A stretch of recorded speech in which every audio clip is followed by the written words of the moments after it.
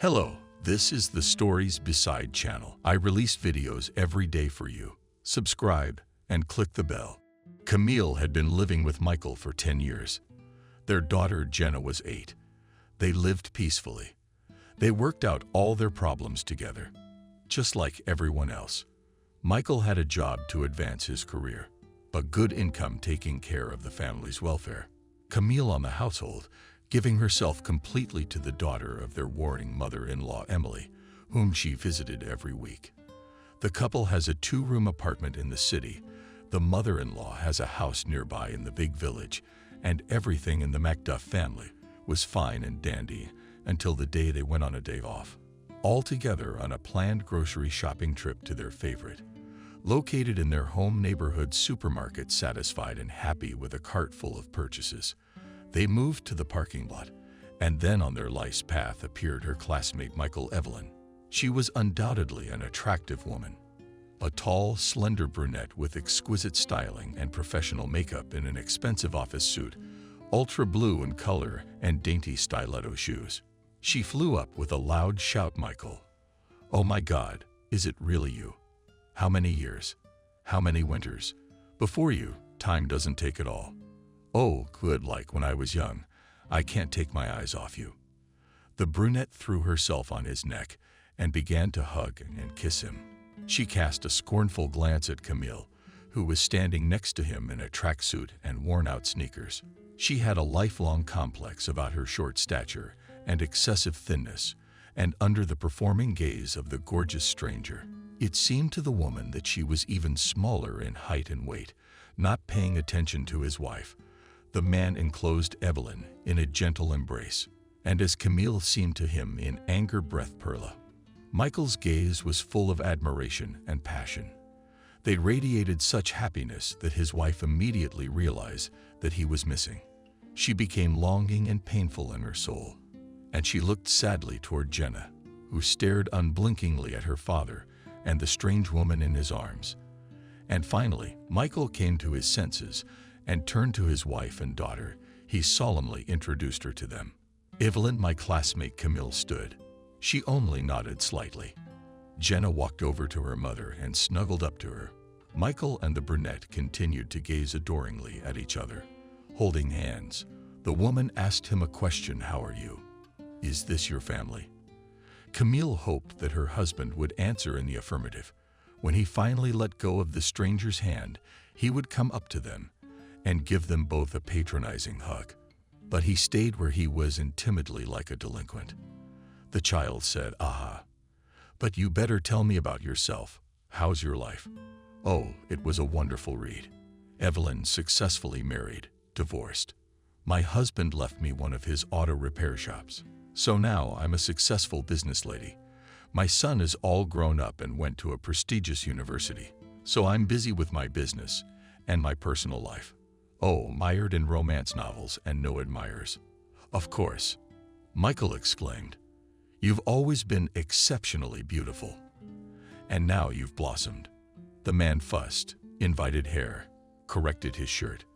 "And I head the advertising department in a well-known foreign company making cocoa, the head office in Moscow. And here we have a branch. I'm in very good standing." But the call for a promotion to the capital bragged to Mommy Michael. Camille raised her eyebrows in surprise. It was the first time she had heard of this offer. "When are we going home?" Jenna couldn't stand it any longer. Turning to her father, "You go," he replied. "I'm going to talk to Evelyn. It's been a long time since we've seen each other." Camille silently rolled the cart to her car. Jenna looked at what was happening with amazement. She did not recognize her father. He, ignoring them, was completely engrossed in his classmate. Camille was also disgusted to see his subservience and enthusiasm. She vividly imagined Michael falling to one knee in front of the brunette and her placing a strict collar around his muscular neck. Evelyn watched him with interest, as if he were a new victim for another fleeting affair. Camille didn't notice her at all.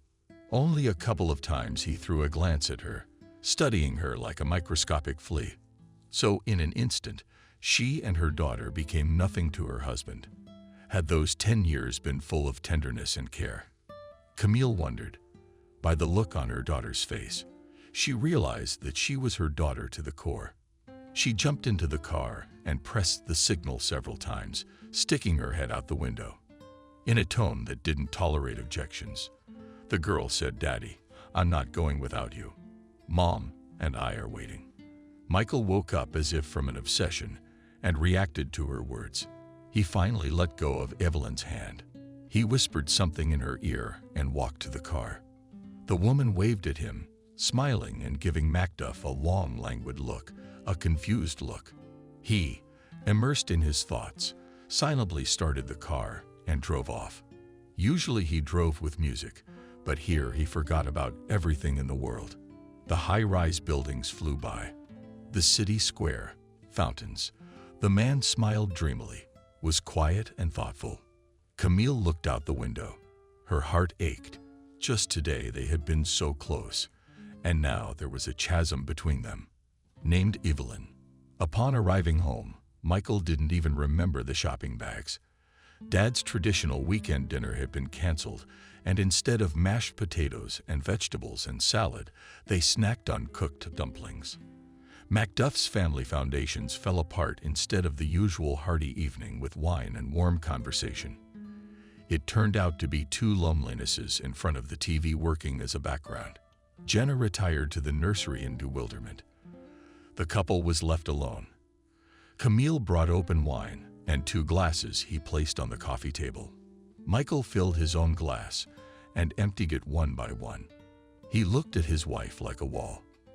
His eyes were full of life, experiences, feelings, but none of it touched her. Michael was somewhere very far away. Camille wanted to talk to him, but realized that the man would not hear her. For the first time in 8 years, Michael had not hugged Jenna before bed or spoken to her at all. He didn't call his mother, didn't wish the woman a good night's sleep. He finished 1 bottle. He went to get the second, and dried it and her, then stood up, silently laying out the couch. Camille separated the linens in oppressive silence, kicked down the pillows. Michael collapsed on the bed and turned his back to the wall. Usually after so much liquor he passed out quickly, but now he lay there sighing quietly. The image of Evelyn was lingering in his head and lodged in his heart. Camille couldn't shake the feeling of something humiliating and perverse. She went into the shower, standing under the hot lines of water. The woman remembered how her husband had looked at the gorgeous brunette with loving eyes. Something broke, and inside her disappeared a great and bright feeling for Michael. Unconditional trust, respect, and adoration for her spouse vanished, leaving an emptiness in her soul. The feeling of hopelessness haunted the woman at work and at home. Michael did not voice a desire for a divorce, but at home he was only listed. As time went on, he became increasingly estranged from his family. One day his mother, the perceptive Emily, upon seeing her son, awed, "Camille, you shouldn't say hello. You're sick." "No, I'm fine." "Who are you trying to fool? Bruises under your eyes. You've lost weight. You're not Emily. Tell me what went wrong with Michael." "Yeah, Emily, you're as sharp as ever. I can't keep anything from you. It's not for nothing that the village tells stories about you. They call you the Pinkerton in a skirt. And that's where all the heartache comes in. A woman has lately burst out, and the squabble is cleaner and sobbing." Camille told her mother-in-law how Michael had been charmed by Evelyn before her eyes, how he changed over the past 6 months, how he'd been absent 24 hours a day at work. Camille didn't ask her husband any questions. Everything was clear without words. She had seen them together in her car, and in the park near her house, and in their favorite supermarket. They walked by excited and happy, and didn't even notice her presence nearby. Emily called her son that same day and had a private conversation with him. "What kind of meetings can you have at work at night? Where are you coming back from with this Evelyn together in front of everyone? Your whole yard is already talking about your cheating. That's Evelyn, your high school sweetheart. Somehow, I don't remember her." Michael got caught first, and then, knowing there was no way to get away with it. And my mother always wants to get to the bottom of things, so she opened up. You don't remember because she came 3 months before graduation. Her father was transferred from out of town. They were new here. She was friends with me, told me a lot about herself. I knew everything about her. Evelyn was born into a military family. All her childhood was spent in affluence and care from adults. The girl was a late child, and her parents strived to fulfill any of her wishes on the service of her father sent to different ends of Russia. So she saw. Many lands lived in the Far East, Kamchatka in the Trans-Urals. She studied at school. She well, although special talents did not shine. Sciences took labor and perseverance, which allowed her to finish school on excellent. When her family moved in with us, it was not easy for her to find a common language with the teachers of the class. And here I am all at her service in any case offered mediation. I remember how the morning after the gala evening all of us former 10th graders went to the mountains. While the sun was in the zenith, the guys went up the winding paths. Wonderful natural landscapes opened before their eyes. Having reached the conceived height, they set up camp, and it was about time. The sun was setting fast. The night in the mountains was cool. We sat around the fire with appetite, had dinner, and then under the clear starry sky, we sang soulful songs to the guitar with ecstasy. How young she was then, dreamily hopeful and insanely beautiful. In the short time that Evelyn was in our class, she became everyone's favorite. The boys vied for her attention, and me. I was always there for her, loyal, but not the sweetheart of my heart. Since her teenage years, Evelyn had repeatedly heard compliments. They walked by excited and happy, and didn't even notice her presence nearby. Emily called her son that same day and had a private conversation with him. What kind of meetings can you have at work at night? Where are you coming back from with this Evelyn together in front of everyone? Your whole yard is already talking about your cheating. That's Evelyn, your high school sweetheart. Somehow, I don't remember her. Michael got caught first, and then, knowing there was no way to get away with it. And my mother always wants to get to the bottom of things, so she opened up. You don't remember because she came 3 months before graduation. Her father was transferred from out of town. They were new here. She was friends with me, told me a lot about herself. I knew everything about her. Evelyn was born into a military family. All her childhood was spent in affluence and care from adults. The girl was a late child, and her parents strived to fulfill any of her wishes on the service of her father sent to different ends of Russia. So she saw. Many lands lived in the Far East, Kamchatka in the Trans-Urals. She studied at school. She well, although special talents did not shine. Sciences took labor and perseverance, which allowed her to finish school on excellent. When her family moved in with us, it was not easy for her to find a common language with the teachers of the class. And here I am all at her service in any case offered mediation. I remember how the morning after the gala evening all of us former 10th graders went to the mountains. While the sun was in the zenith, the guys went up the winding paths. Wonderful natural landscapes opened before their eyes. Having reached the conceived height, they set up camp, and it was about time. The sun was setting fast. The night in the mountain. I was just a friend with a handkerchief to comfort her with a strong shoulder, and she chose her suitors to match. I was so sick to my stomach, especially from her indifference. And then suddenly she threw herself into my arms. I was dumbfounded by such attention from her. Now I can't live a day without her. I can't stop thinking about seeing her, to hear her low, enveloping voice, my feet carrying me to her. I can't resist the feeling. I'm sorry, Mom, but I'm so glad to have her in my life. That's it, Mom. She's my destiny. A bitter grin froze on Emily's face. How do you explain it to your mom? Is it a hobby to do? You're ready to give up on Jenna too. That's the thing, I'm not. But it's not a hobby, you see. I've carried that feeling through the years. I don't want to think about it until time shows. I feel sorry for you, son, for you. I understand your feelings, but reason and experience don't tell me you'll regret leaving your family. Evelyn is playing you for boredom. All this will pass like a misty haze. She'll leave you without regret. and you'll be left with your feelings for her. You're an easy trophy for her, and she'll get bored and bored. Think of your daughter. What's she like? Think of yourself growing up fatherless. Is that a good thing? Don't say that, Mom. You don't know anything. She says those words to me. She's so tender. She makes me feel good. If you don't have feelings, why don't you love yourself? To live with someone you don't love. And when he grows up, he'll understand and forgive her. Think 100 times, son. You won't find someone like Camille, Mom. Enough with the admonishment. I'll decide who I want to live with. Michael lowered his head, abruptly turned away from his mother, and walked out of her house, slamming the door. Emily sighed heavily. Scant tears rolled from her eyes. It was easy to condemn her son. After all, it wasn't the right thing to do, but she had her own forbidden love in her life, which she never told anyone about. Only the memory of her heart carefully guarded this personal secret.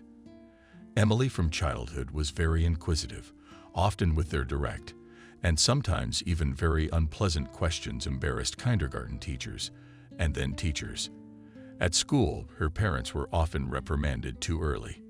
Your daughter is sticking her nose into her own business. They couldn't. They lacked pedagogical talent. The true motivation behind this behavior. And at the heart of Jubilee's curiosity was a special interest, a study of the actions of others. Why and why? These are the main questions that bothered the inquisitive mind, girls. So, watching her classmates, she caught an inveterate thief, Benjamin, squeezing him between two huge flower pots with mustaches. The girl demanded her purse back. Rick, the sandwich container, or did I expose you in front of everyone? Figures, Benjamin replied and punched her. Emily fell to the floor, but it wasn't the pain. It was anger that made her angry, but resentment for the pickpocket's twist. Even so, she once again shamed the kid and advised him to return the stranger's goods. The girl waited patiently for him to do so. Benjamin for almost a week portrayed independence, ignoring her blue eyes that constantly followed him. And on Friday at big recess, when the children were eating lunch in the cafeteria, he put down what he had taken in their master's satchel. True, he didn't return the sandwich. He destroyed it immediately. For a while, Benjamin stopped stealing, and Emily lost her vigilance. But when in the 3rd grade he stole a classmate's New Year's gift, Emily said in front of the whole class and the teacher that she knew whose hands it was. Her claim was met with skepticism by many, including Ethan's teacher. But in vain. She quickly unmasked the impure classmate. And since 5th grade, Emily has been nicknamed Pinkerton in a skirt. All criminal situations, all missing persons, all disappearances could be solved by this fragile girl. When asked how she did it, she answered pure logic. She studied perfectly well, and teachers prophesied that she would study law and become an investigator. But Emily preferred economics and became the head of a branch of a well-known bank in the city. Investigation, she left herself as a hottie, but even before entering the institute, she together with William managed to unravel several cases of stolen vehicles, theft of yard utensils. That's when they started working together. Emily was sort of a freelance consultant. William was known as an impulsive left-handed guy. Sometimes it prevented him from analyzing the situation well. Emily thoughtfully and leisurely studied all the case materials and figured out the culprit or found a solution in one way only she knew. Villagers ran to the girl if they needed help. For example, once in a stray commodity was brought warm things, sweaters, fall and winter coats, jackets, and in the morning found only empty shoulders. And the saleswoman Nancy appealed not to the district police, but to Emily. Emily help. In the meantime, back and forth. And if the case is filed, they'll drag me through the courts.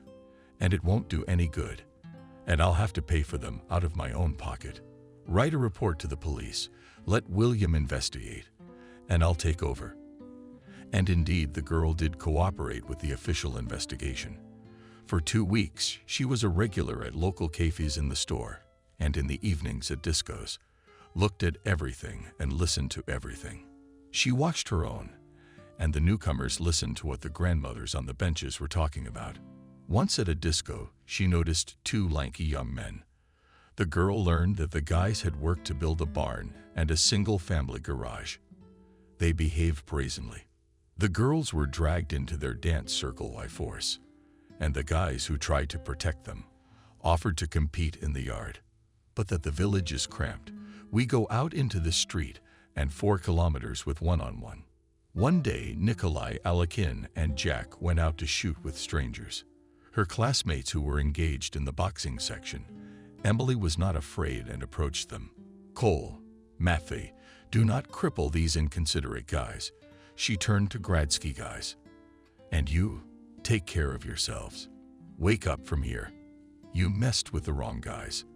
They're the kind of athletes you can't pick a bone with. Thanks to the girls' efforts, a big fight was avoided, and both sides separated. And the construction workers never came to the dance again, and Emily went to the city to the market on her day off. It occurred to her that the stolen goods could be traded there by William in a hurry. What can you, William, with your detective mind, suggest to me? And that you, William, are always running ahead of the train and I'm in the process. But if anything, I think you'll be the first to know. And at the bazaar, the girl did run into a saleswoman who offered sweaters and jackets. Her name was Sophia. The woman Emily knew. She lived in a neighboring village. The next day, the girl came to the market square again, and from afar, so as not to be noticed, observed how vividly Claudia's trade was going on. By evening, the woman had sold everything. Emily quickly got ready to leave. Suddenly, she saw that one of those city boys, who was scandalizing at the disco, approached the peddler, and she handed him a weighty bundle of money. The guy headed for the exit of the market and walked past her. He was wearing a sweater with the same pattern as the one stolen from the village store. She dialed the number of the district police officer and told him in detail about what she had seen.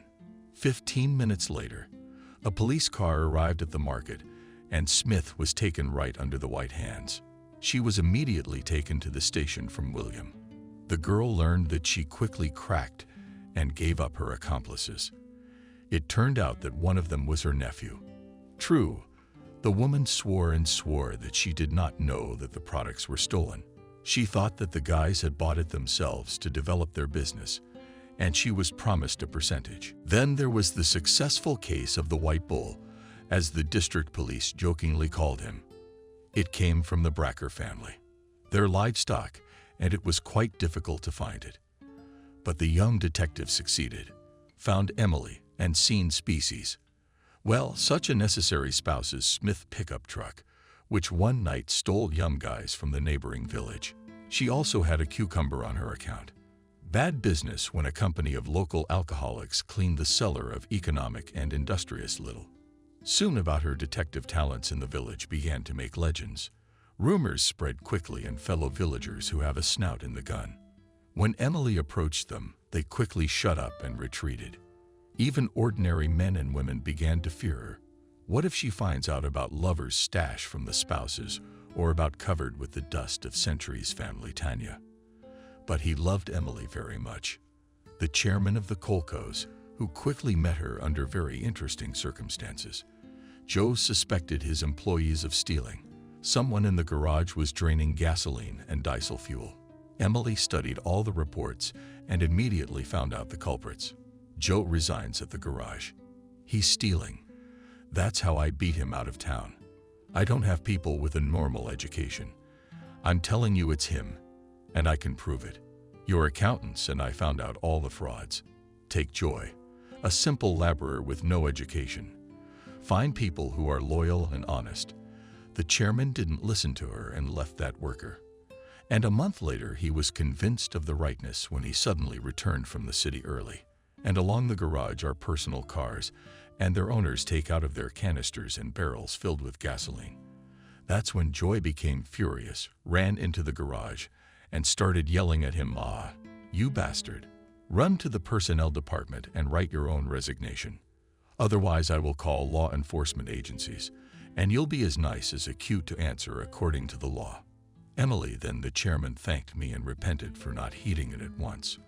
how much damage this ghoul had caused to the collective farm. "You shouldn't have let him go." "Semyonic," said the girl, "I see how he got in. Will he ever follow an honest path?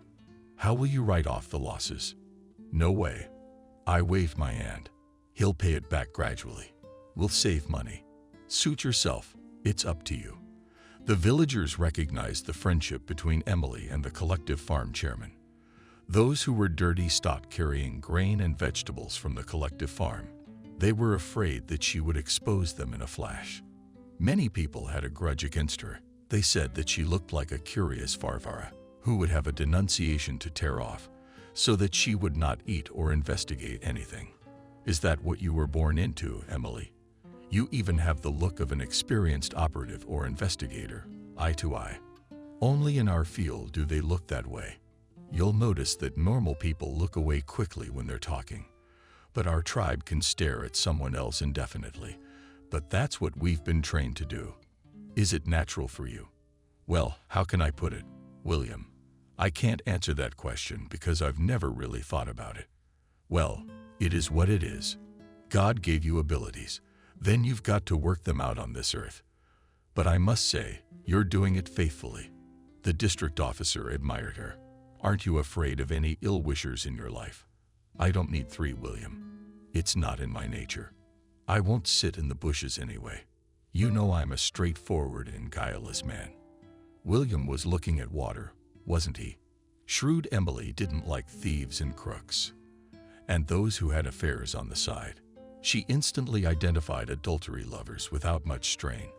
But the wives and husbands of cheaters did not give up, and did not tell about them except only those who began to suspect something and agonized in ignorance. But those came for certainty without the desire to organize a scandal or divorce. They only wanted to reveal the rivals and return their grateful ones to the family. So, before you say anything, Emily was having life-saving conversations with the deceived, like Lena or Light. Did you listen to yourself first? Could you forgive him for being a cheater, or not? Think about it, and only then act, making a decision to save the family or destroy it. Most often after communicating with Emily, men just screwed the spouses, and women organized terror to their husbands. Therefore, those, although drawn to the side, they were afraid of exposure, and the desire to commit such feats over time they subsided. Of course, when Emily went to the city and lived there for a long time in the village, everything returned to normal. After graduation, the girl thought for a long time about whether to stay in the city or return to her native land. Warm, autumn, tea, tired of wandering on rented apartments, she was walking in the park, thinking about the prospects of her future life. Her thoughts were in Malinovka. She really wanted to return to her parents' house. There, in the world of her childhood, she was always warm and cozy, calm and joyful. There she was never bored. She was loved, she was helped, giving delicate advice, consoled. And here it was difficult. Life with rigid rules. There is no room for weaknesses, no one needs you. Emily's soul was sad, and it wasn't easy financially. All summer her father and mother helped her financially and provided her with everything she needed. They sent her chickens, eggs, potatoes, onions, cabbage, and some money. But she did not want to be a burden to them and was constantly tormented by pangs of conscience. It was time to earn her own money. Emily thought about her future and stopped near an open bandstand. There was a brass band concert going on. She sat down on a bench, admiring the foliage of the trees, which autumn had barely had time to wish away. Sad and restless was on the girl's soul. What awaited her ahead? How to find herself in the city? With whom to consult? Would she like her job? It was completely lost in the frantic urban rhythm, where people used to easily brush off other people's troubles. Never. That's the eternal excuse for human indifference. Emily so lacked warmth, care, attention, leisurely and rural life. The smell of meadow grasses, the vastness of fields to the smooth rhythm of music. She thought about her own things, and finally, she made a final decision to return to the village. The girl got up from the bench and headed for the exit from the park. "Girl, you left your purse," she heard. She looked back. In front of her stood a nice young man. A smile shone on his good-natured face. "I'm looking forward to spending the evening in the company of a good man." He held out his purse to her. "What makes you think I'm like that?" Emily grinned. "I feel it," the guy replied. "So, can I walk you out?" "Walk me out?" Emily shrugged. "I don't really care." "I don't," the guy said, and introduced himself as Ethan. "Emily," she replied.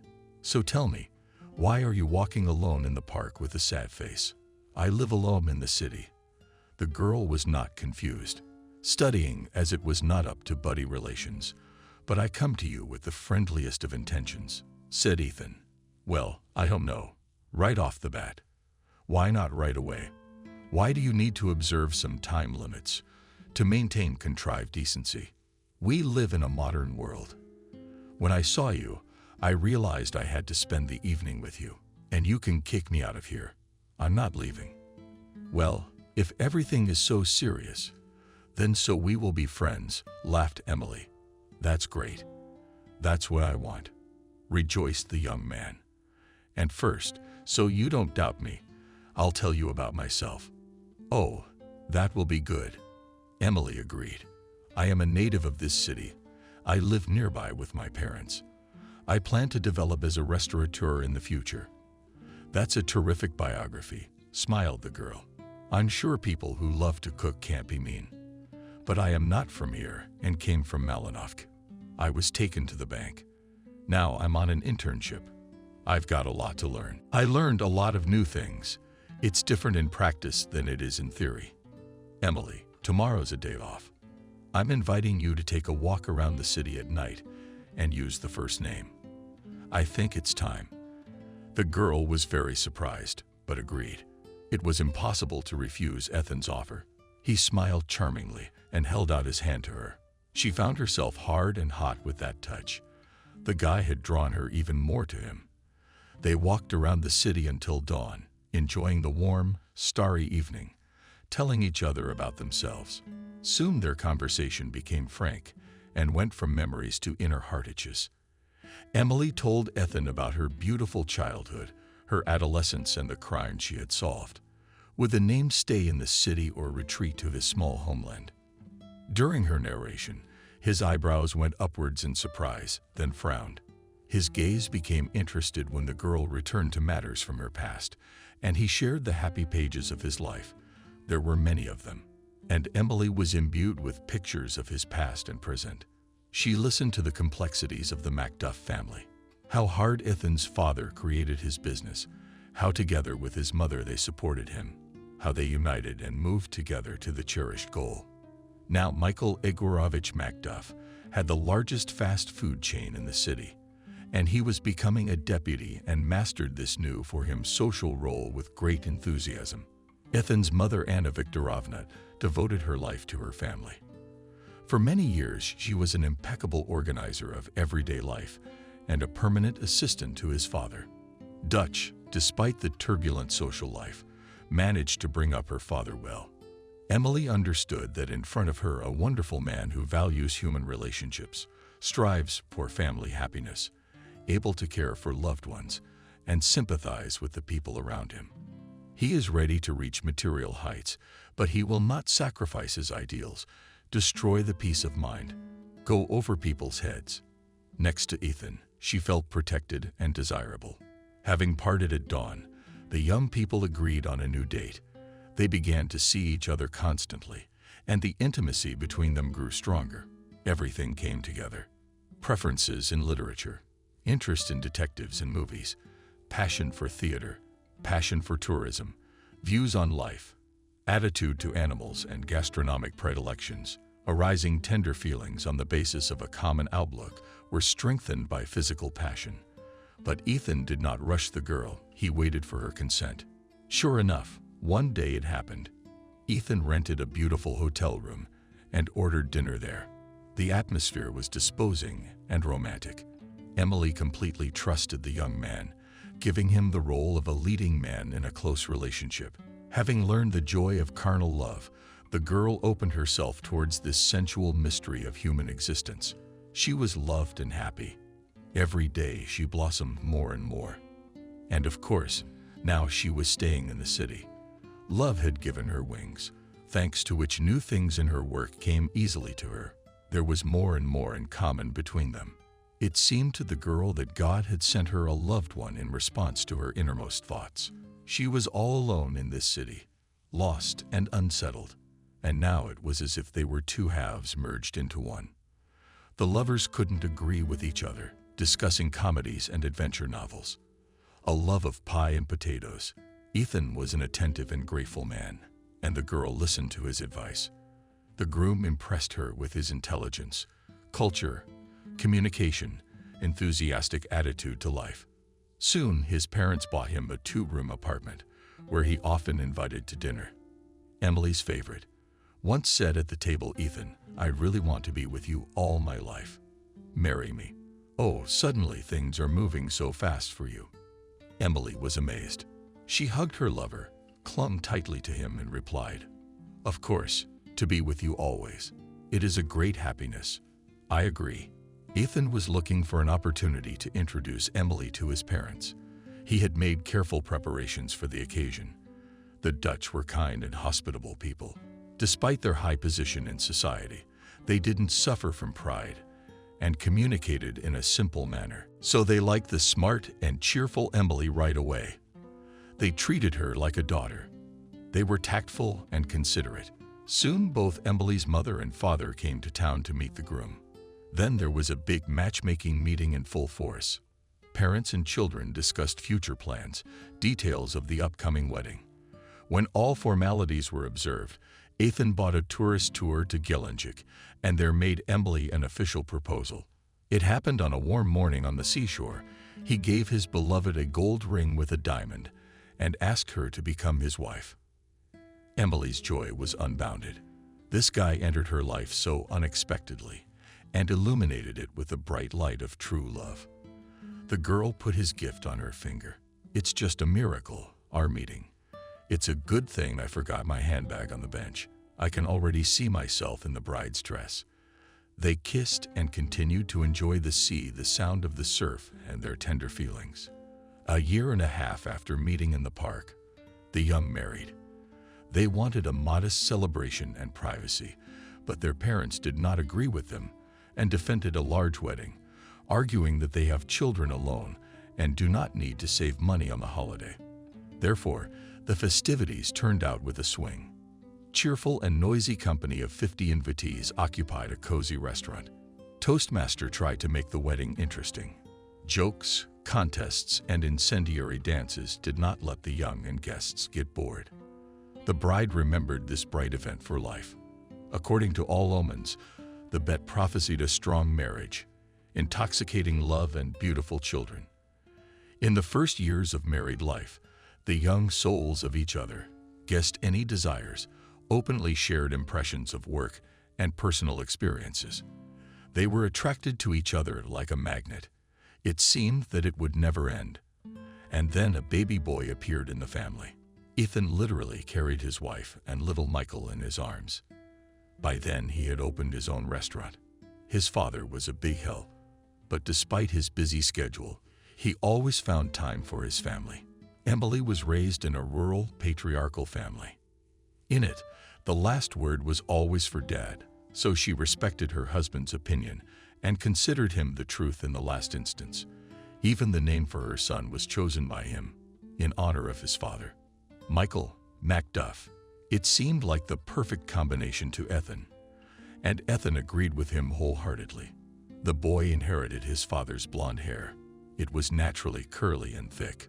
From his mother, amazing, lively eyes trimmed with thick black eyelashes.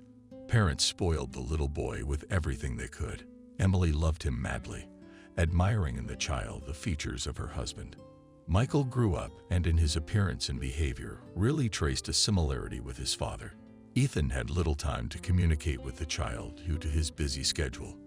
Therefore, Evelyn could not deny him anything in rare moments. The boy was used to being in the center of attention and demanded in any way. When he went to school, the difficulties began. Ethan and Emily were not specialists in the field of education, but they were sure that their son would perfectly cope with all school tasks. But it was not so. On the first day of school, the child was so bored that he missed a lesson, just ran away at a big break. And the teacher did not immediately notice it. As it turned out, Michael did not want to learn.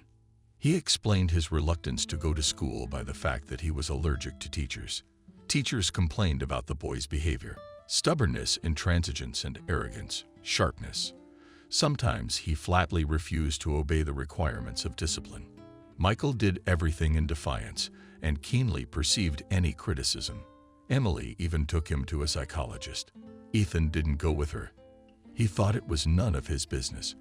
After talking to the child, the specialist gave his verdict: your son is perfectly healthy. At his age, brain structures are still immature. The child cannot restrain emotions because feelings, as a rule, cannot control even adults.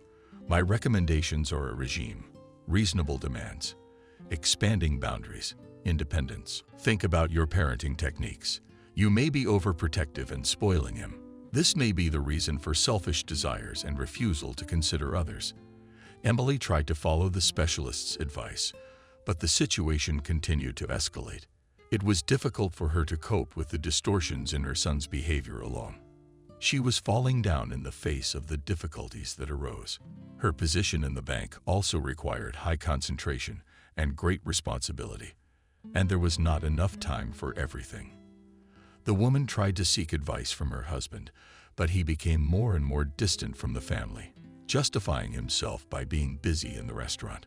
The girl realized that their relationship was cracked and tried to improve it in every possible way. But all her attempts to call her husband for a frank conversation failed. Ethan carefully avoided her society, became withdrawn, almost did not live at home. One evening, she was expecting to come home from work. She decided to cook him an unusual dinner, took time off work, and all day ran around the stores, choosing the right products, assessing their freshness and quality. Then she spent a long time conjuring up gourmet dishes in the kitchen, satisfied that she had gotten everything just right. She set the table in the hall, lit the candles, and put on her dress. Ethan returned frowning and tired. He looked indifferently at his wife and at the set table and sat down to eat, a little dryly, thanked Emily, and went to the bedroom. "Are you leaving?" The woman was surprised. Ethan turned to her and she was horrified by the expression on his face. Indifference and detachment were written all over it. "What? I'm leaving for someone else. I won't tell you who she is so as not to complicate your life. She's beautiful, she's smart, she loves me. We share the same interests. We understand each other half a word. I know I'll be happy with her." "I don't understand," horrified, whispered Emily. "You and I are over." Without aggravating everything with tears and scandals. Everything has long been clear. Neither I nor you have any feelings. Let's part in a civilized manner and keep in touch as needed. For Michael's sake. Ethan turned around and walked away. A quarter of an hour later, he slammed the front door shut behind him. Emily remained seated at the festive table, more and more sinking into the ringing silence of the night. She sat like that until dawn.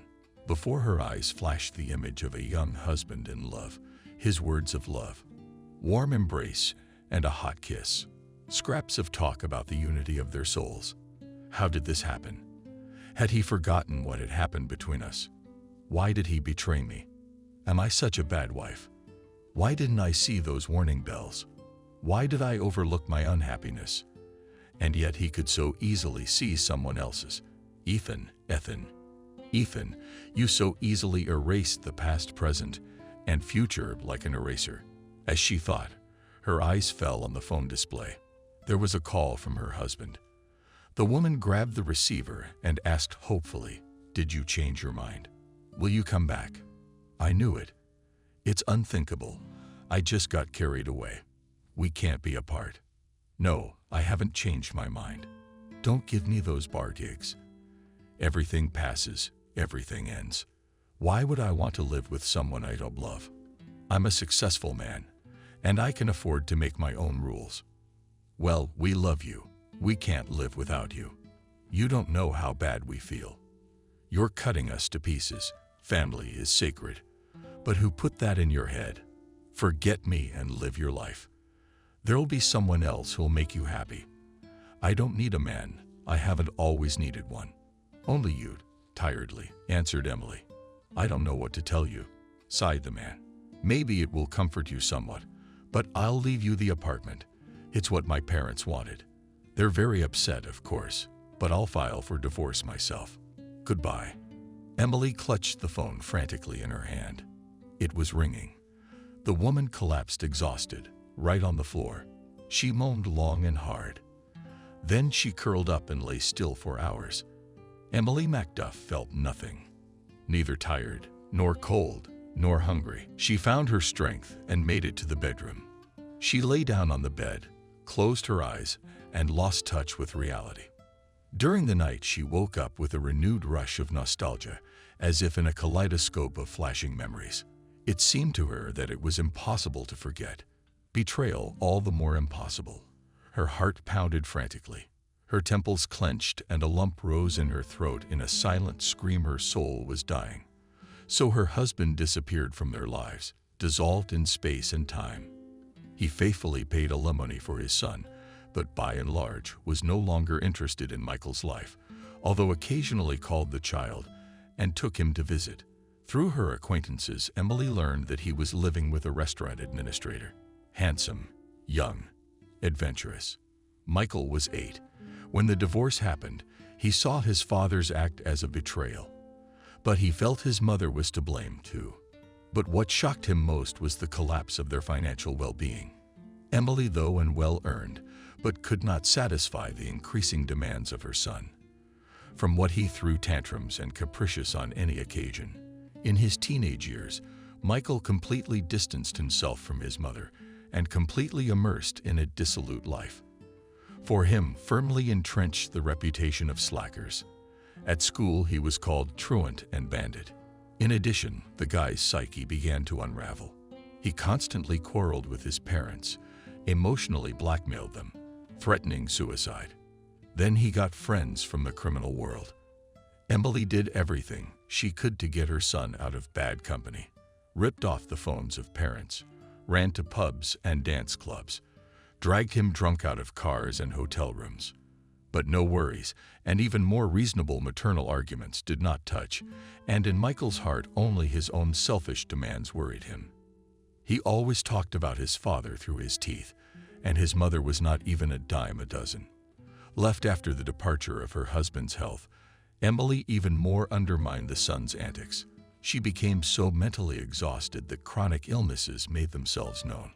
All at once, the woman, as if immediately panic shrunk from a beautiful and full of vitality beauty, turned into a prematurely established lady. Long evenings alone in an empty apartment, the woman walked from corner to corner. She sometimes looked out the window, nourishing a faint hope that her son would wake up and get wise.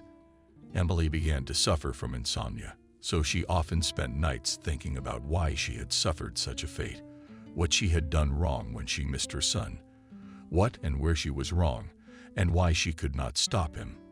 And the more she thought about it, the more she doubted the rightness of her actions, and the more she was tormented by doubts. But it was all in vain. I had to see and recognize the coming trouble. The praised skills of the detective failed me. I thought, woman, I should have known what was happening. I should have prevented it.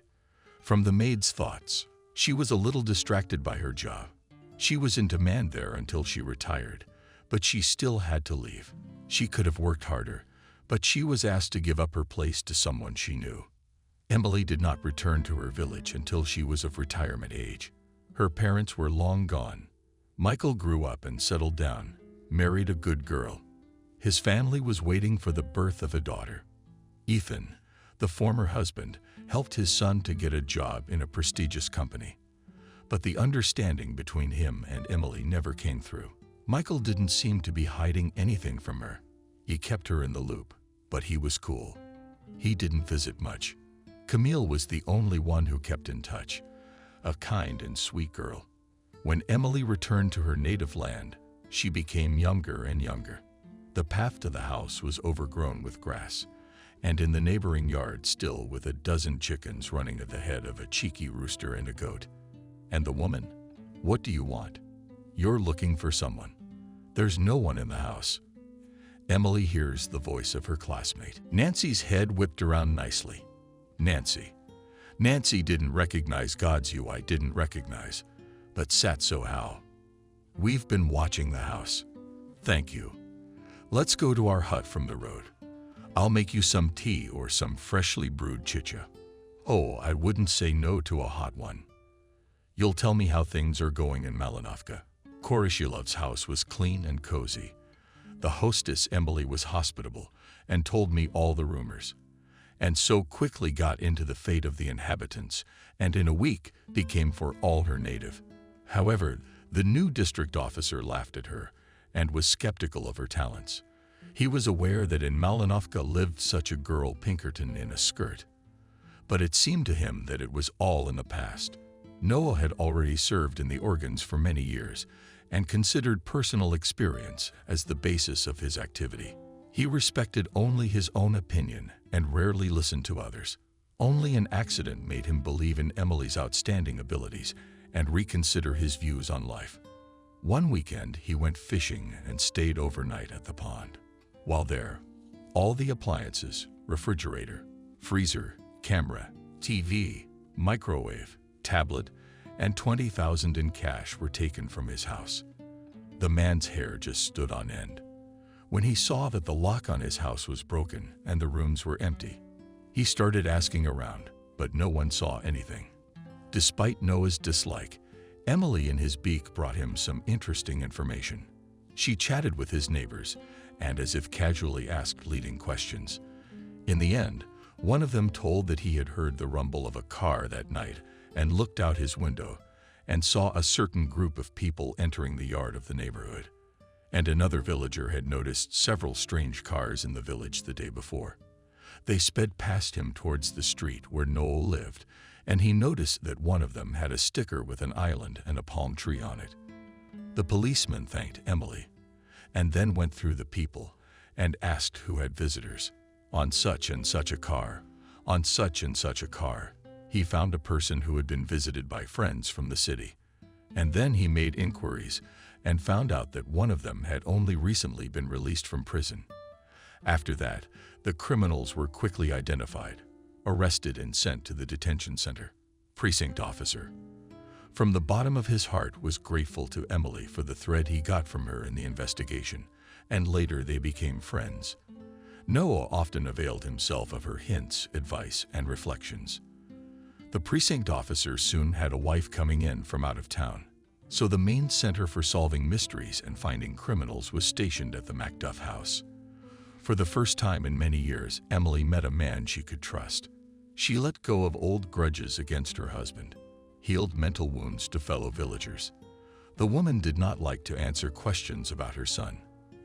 They got used to Michael not coming. They thought he had abandoned his mother. So out of sight, out of mind. But for the mother's soul, this question was disturbing and painful. So the district officer saw that some longing is eating the heart of his colleagues. Even an inadvertently spoken word about Michael instantly stirred Emily. Such sadness appeared in her eyes that the man averted his gaze. And then one day she opened up to her friend. Sometimes she'd howl at the moon. I told you alone. I only reveal my heartache. I go into the house, and there's silence. Loneliness. I remember how I used to take my son to the matinees. I didn't sleep at night when he was sick. What fun. My family and I used to play soccer in the yard. I revisit the photos on them with bated breath. It's impossible to look at any photo. He's smiling everywhere. Sometimes I even cry. I can't get enough of him. Well, Emily, my soul, tears can't help sorrow. Let's fix up your place a little, and I'll help you. But we'll take our minds off it. Slowly, like a phoenix from the ashes. Emily Macduff's soul revived. The policeman turned out to be a jack of all trades, went to see her for a month with his four-legged friend. The dog is a former, and the warriors served in a hot spot, but on wounding was written off. His comrade Noah imposed him. The latter did not particularly sympathize with animals, but Sirius loved firmly. The clever sheepdog accompanied him on hunting and fishing trips. Finally, Emily's house came to life. A smile appeared on the woman's face. She had forgotten what kind of smile she had, and life began to fill up again. And then, unexpectedly, happiness came. When Michael had a daughter, he, and warmed to his mother, stopped blaming her for divorcing his father. I see he realized how difficult it is to be a parent. Now he was frank with her, and she could not condemn her son. She herself had such a love in adulthood. It was breathtaking. True, in this relationship, she did not betray anyone, although it was not easy to call them simple. After her son's visit, Emily called Camille and invited her to visit with Jenna. She gladly agreed. She liked to visit her mother-in-law, to help and just to talk. Her mother had abandoned her as a child. When she was a baby, she was raised by her father. Emily's daddy was a world, supported her in everything, as she pulled her one only God knows. Camille remembered his story about how carelessly her mother had thrown her from his arms. Father that night could not sleep for a long time. An inexplicable anxiety would not let go of his heart, slammed the book shut. He pulled the blanket over his head, trying to sleep, but instead he listened intensely to the dying silence. The doorbell rang. Jacob shuddered with his whole body and went to open it. Molly stood on the doorstep. She looked stylish. She had become a dazzling beauty. Jacob noticed she was wearing expensive clothes, diamond earrings, and a ring. It seemed that her life had turned out the way she wanted it to, with a rich suitor only in the eyes of her ex-wife. There was such a gaping emptiness that Jacob had a chill on his heart when she entered the apartment. He saw that Molly was cradling an infant. "Well, hello, husband," she said with a mocking tone. "Here, take your treasures. You wanted it, didn't you?" She handed him the bundle. "This is your daughter. I wanted to give her up in the hospital, but then I changed my mind and decided to give her to you. Remember when we were young and in love? You dreamed of having a baby. Right after the divorce, I realized you were pregnant with this newborn of your dream. And I don't want her. I don't want anyone. It's you. You're the one who stole my right to a life of security. I fell for your good looks. You're a beggar, a simple construction worker. I was a fool. For God's sake, Molly. Gone, Jacob. Have I ever denied you anything? How can you abandon a little child? She was just born. What have I ever done to you? I worked 2 jobs. I've been working shifts and going to covens. Did I ever hurt you? What about the fact that I didn't ask you for money? No money. So I had to earn it myself." Jacob seemed that Molly enjoys, morally mocking him. Her cruel words deeply wounded his heart. "You're going to die like this, my sweetheart," he sighed. "Stay with me. We'll raise a coin. You can still be happy. Molly, there's still time to live as a human being." "No, I can't anymore. Like everyone else. I'm already dead," replied the young woman. "I can't seem to see my happiness. I guess it's not our destiny to find it. And this button, too, is a curse that will be enough for all of us. My word is ironclad. You want to keep the girl, and you don't want to put her in an orphanage." Jacob cuddled the little one to herself. "Yes, I'll take her. I won't refuse." Molly left him with a scornful look and left the apartment. Jacob hugged the girl, nuzzled her cheek, and closing his eyes, breathed deeply to calm himself. The resentment was choking him. He felt in the little girl a kindred soul. 2 lonelinesses have found each other, the man thought. What am I going to do with you? What kind of educator am I? Where do I start? He looked at the girl. The baby sang peacefully in her sleep. The father's heart squeezed with pity, love, and emotion. Jacob carried the girl to the bedroom, laid her on the bed, and opened the warm eggs. The newborn did not move. Her son was sweet and not vicious. He lay down beside her and forgot himself in a disturbing dream. Heavy thoughts ran through the man's mind one by one about how he could raise his daughter. The salary was small, and he is now unlikely to see. and she would certainly not help them. But God gave Jacob both strength and means to bring up his daughter. He could not help but admire her with his joy. She grew up serious and thoughtful, although withdrawn herself, did not show attention to anyone or peers in the sandbox, did not communicate, but shared toys at the first request. Will move away from the noisy kids, standing, watching peers, or as birds soaring in the sky from the side. She seemed a small, quiet, dreamy loner, afraid of the environment and communication. But that impression was deceptive. But everyone had long ago made sure that Camille was not afraid of her cats, wolves, monsters, and ghosts, nor boys of any age. Once Kolka Amosov decided to take away one boy's bicycle by force without his consent.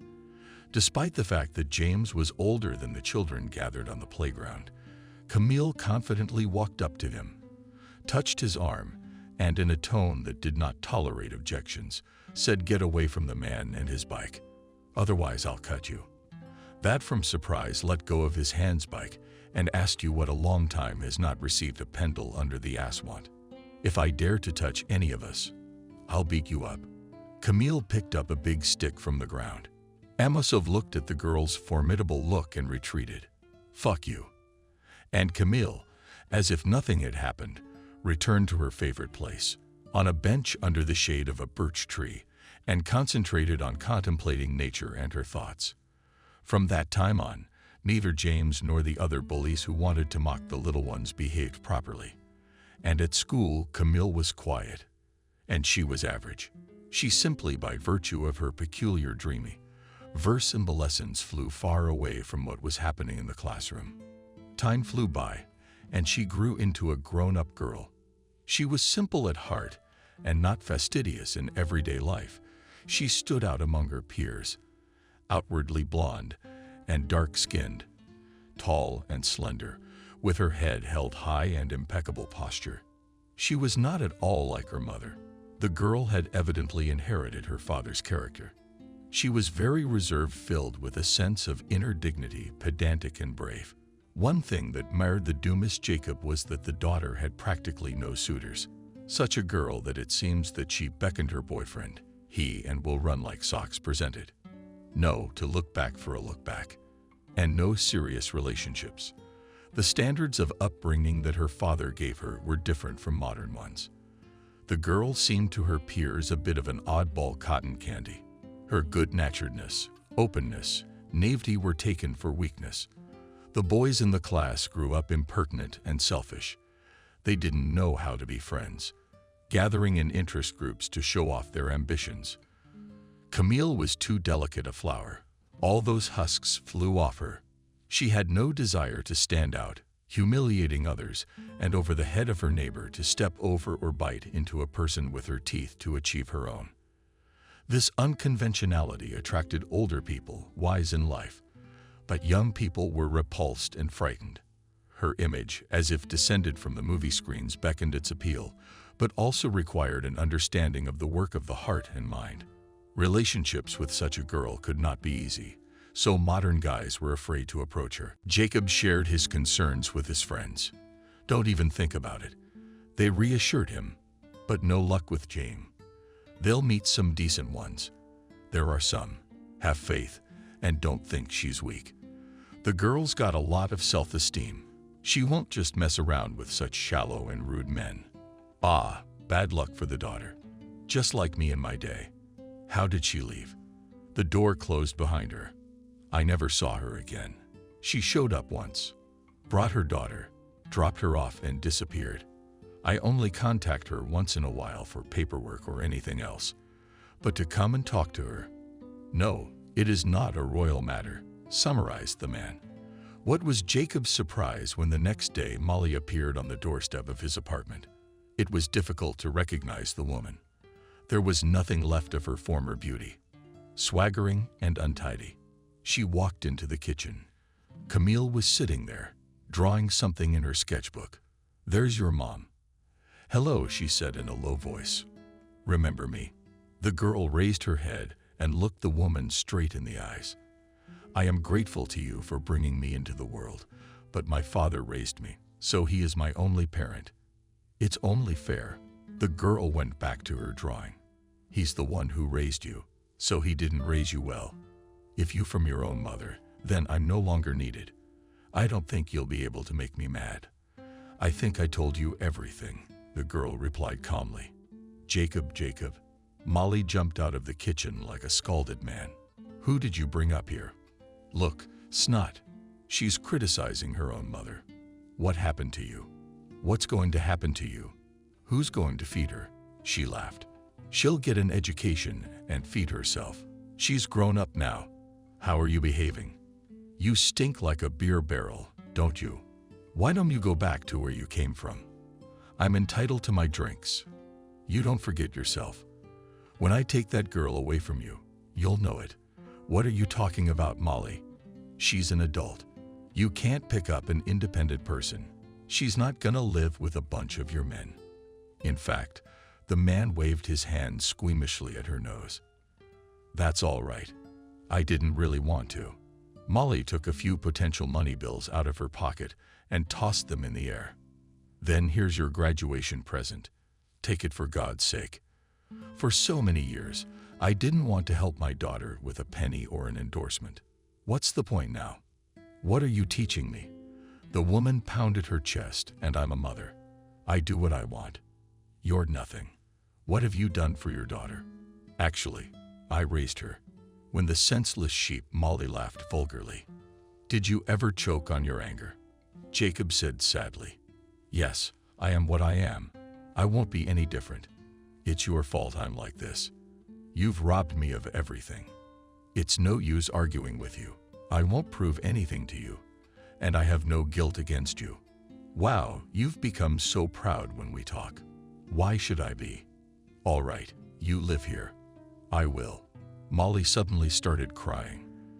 They'll be alone. Nobody needs them. I kicked the kitchen door open, and it slammed against the wall. But not yet. The woman waved a hand with a lost manicure at Camille. Goodbye, the girl said politely, continuing to draw. Soon Camille started to study at the institute. She chose the specialty of decorator. According to the points scored on the use she passed on the budget, the girl studied with great pleasure, showing patience and perseverance in mastering the chosen profession. From early childhood she liked to draw, and her bright, extraordinary works attracted the attention of tutors, teachers, and educators. Now she systematically went to her dream. With honors, having defended her diploma, the girl got a job in the theater. It was a youth theater, and therefore, there were many opportunities for creativity. Things had finally calmed down in an orderly fashion. In her and her father's life, until Camille met Michael, it was springtime, when nature was in full bloom, and she wanted to run, arms outstretched, toward love, happiness, and joy. The scent of a white turtle wafted through the park. Near her favorite cafe on a bench sat a young, handsome man. Camille boldly stepped toward him. An oath? She asked. Sure, charmingly, the guy smiled. Camille introduced herself. The girl is wonderful, great name. And I'm Michael. Let's take a walk. He invited her. The girl agreed.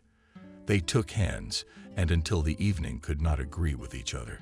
Michael was interested in everything related to childhood and real life. He literally reveled in every word of her stories, and she admired his subtle sense of humor, charm, and tact. His appearance of tall stature with a political figure, dark hair, and Seneca movements of his were characterized by smoothness and not hurried, and speech was ardent and inspired. From the first minute of meeting, he captured Camille's attention, provoked her to frankness, won her trust. It seemed that these two were made for each other. Even when they were silent, they were comfortable together. Each was thinking about his own and at the same time admiring his partner. Suddenly, a powerful downpour fell on the city, and the couple got soaked. Michael did not want to part, and he offered Camille to take a hot shower at his house. They held hands and ran down the street, bravely stepping into large puddles. In the apartment ripened from under the slender hot water, the girl dived into a spacious man's robe and came out of the bathroom, continuing to warm up.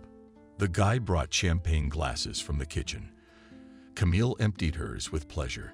She rarely drank alcohol, but in the company of a handsome young man, she relaxed completely. She drank the second glass, slowly savoring the taste and aroma of the drink. The hop hit her head, and Michael charmed her more and more at the moment when he hugged and kissed her. The girl completely melted. His touch stupefied Camille, and she gave herself to her lover with all passion. "I love you," whispered Michael, caressing the girl. "I'm so happy that we met, but unfortunately we have to part. I have to go away for a few days." Michael exclaimed, "Girl, but you'll be back soon." "Yes. I'd like you to wait for me." "Oh, yes." Camille pressed herself against him. He squeezed her tightly in his arms. "Will you wait for me?" "Yes. You promise?" "I swear." At dawn, Camille woke up in the arms of her lover. She was happy. Despite her boyfriend's frequent business trips, they were always in touch. They got married. For the celebration, Camille chose a white dress in the floor decorated with a feather, arranged her hair in a high hairstyle, and decorated it with a live rose.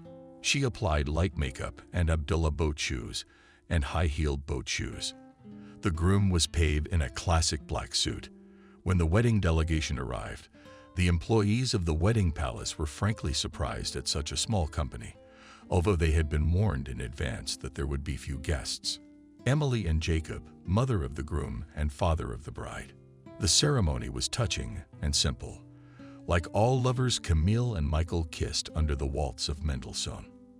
After the official part, the company went to the city park for a walk.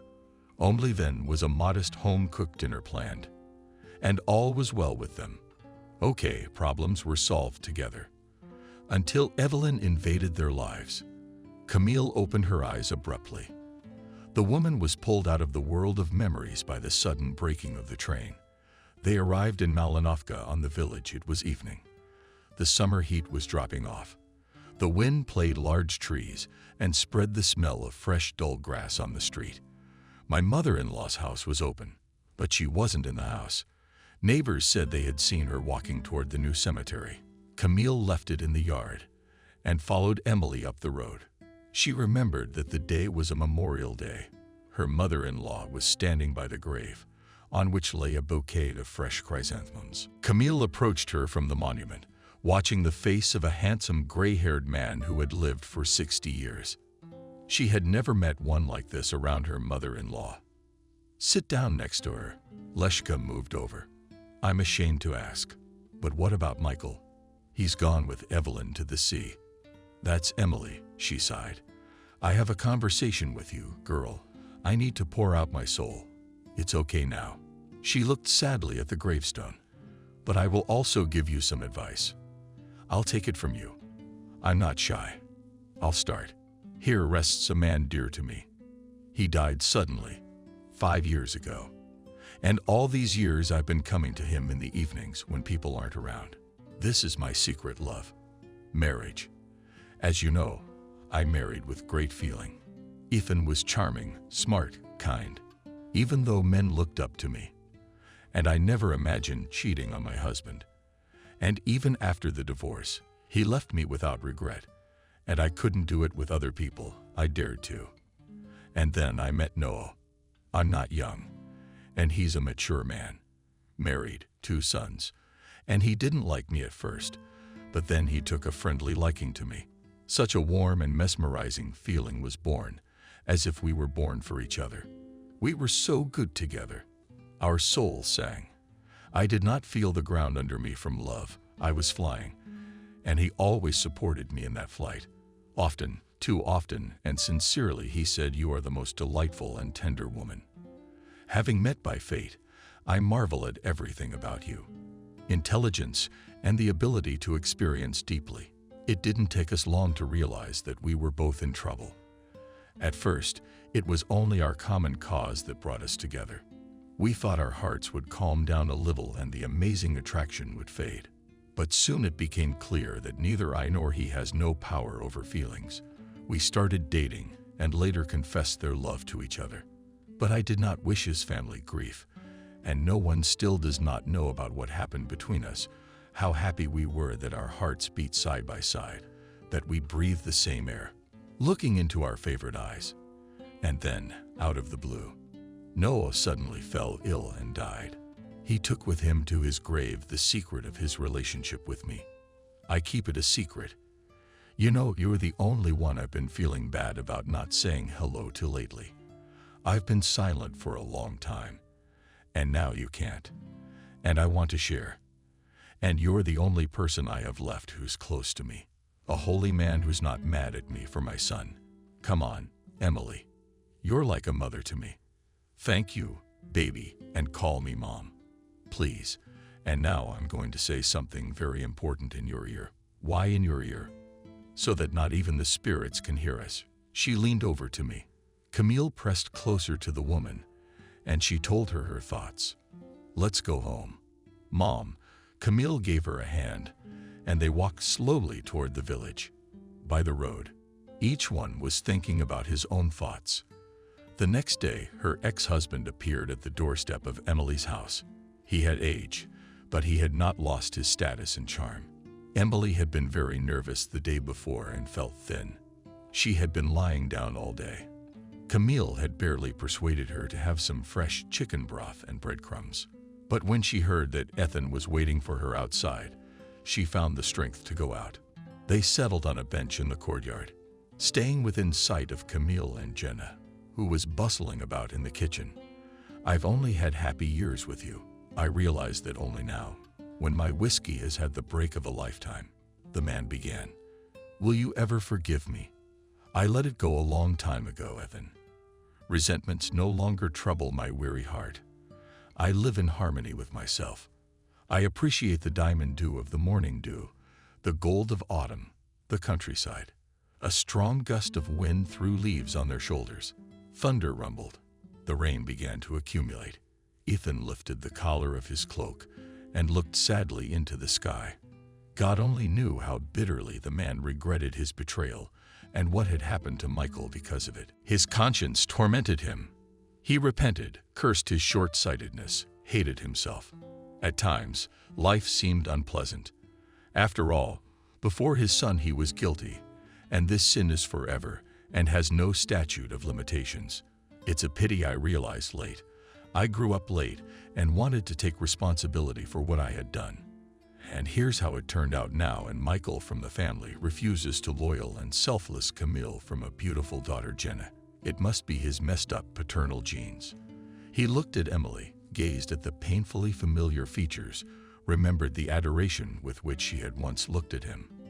In an instant, he had scrolled back through their entire life as if in a kaleidoscope. His heart squeezed and tears spurted from his eyes. He gently took his ex-wife's hand and kissed it gently. You and Michael, the best thing I've ever had in my life, he confessed. Emily smiled at him brightly and calmly. It's getting late. I have to go. She stood up and moved forward. Turning away from Ethan, the woman went back into her world. The elder Macduff had left Malinovka the younger with a sprawling vacation on the sea. Michael seemed overwhelmed by love. Near Evelyn, birch sea, dolphins, palm trees. The weather was very good. From time to time, a light and pleasant breeze from the hotel window saw the sea waves gently foaming on the shore. All this hinted at Michael an unusual feeling, previously unknown. Now he believed in his happy future with all the fibers of his soul. He hoped that all his wish would come true, and Evelyn would become his lawful wife. He openly admired this beauty. The woman stood on the balcony in a light balloon, and the wind contemplated her beautiful face and marvelous figure. Michael left the room for a moment and returned with a beautiful bouquet, and his delivery cell phone had just arrived. The man held it out to Evelyn. "This I hope you like," he said. "Thank you so much. It's so nice. I love white roses."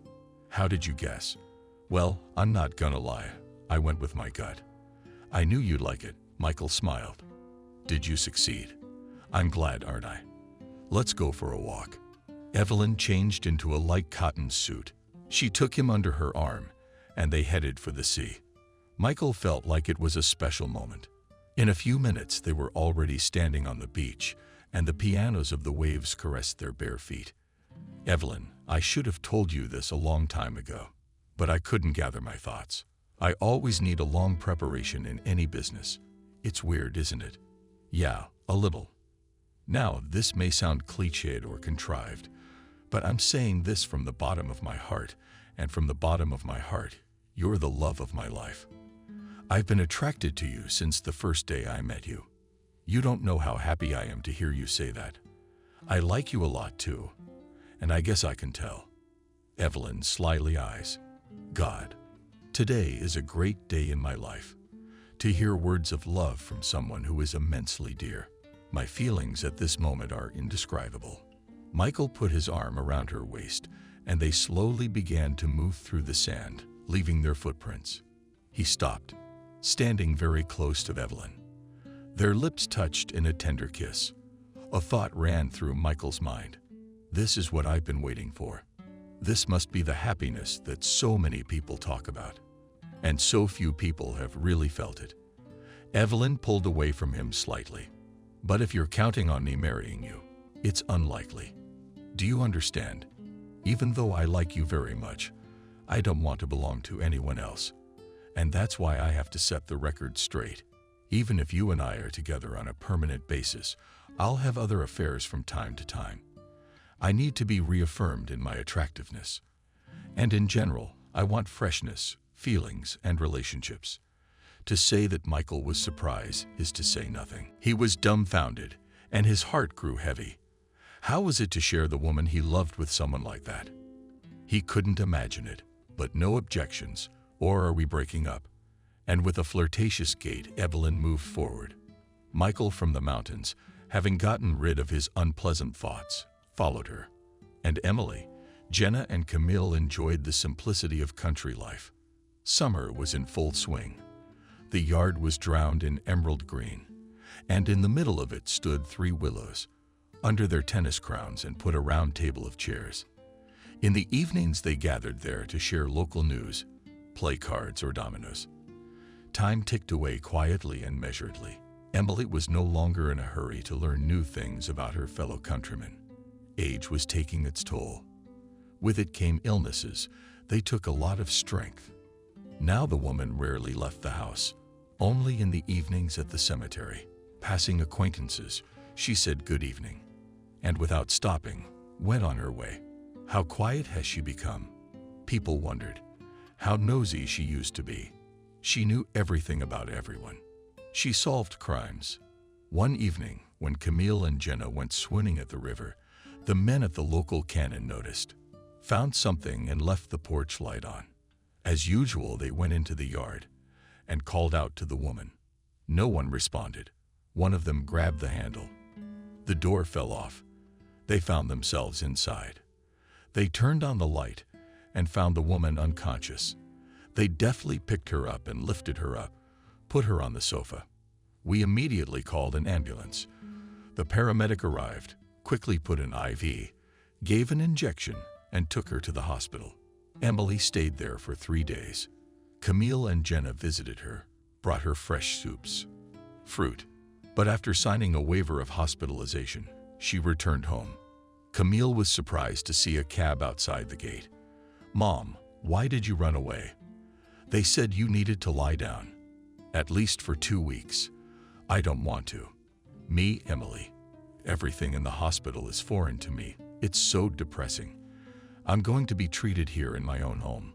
No offense, girls, but that's my will. On her return, the woman went out every day to sit under the willows. She read aloud short stories and novels. Poems told interesting situations from the lives of famous people, rulers, composers, generals, writers. A little about myself, about my family, about my parents, about funny incidents from my childhood. Joy, my favorite girls.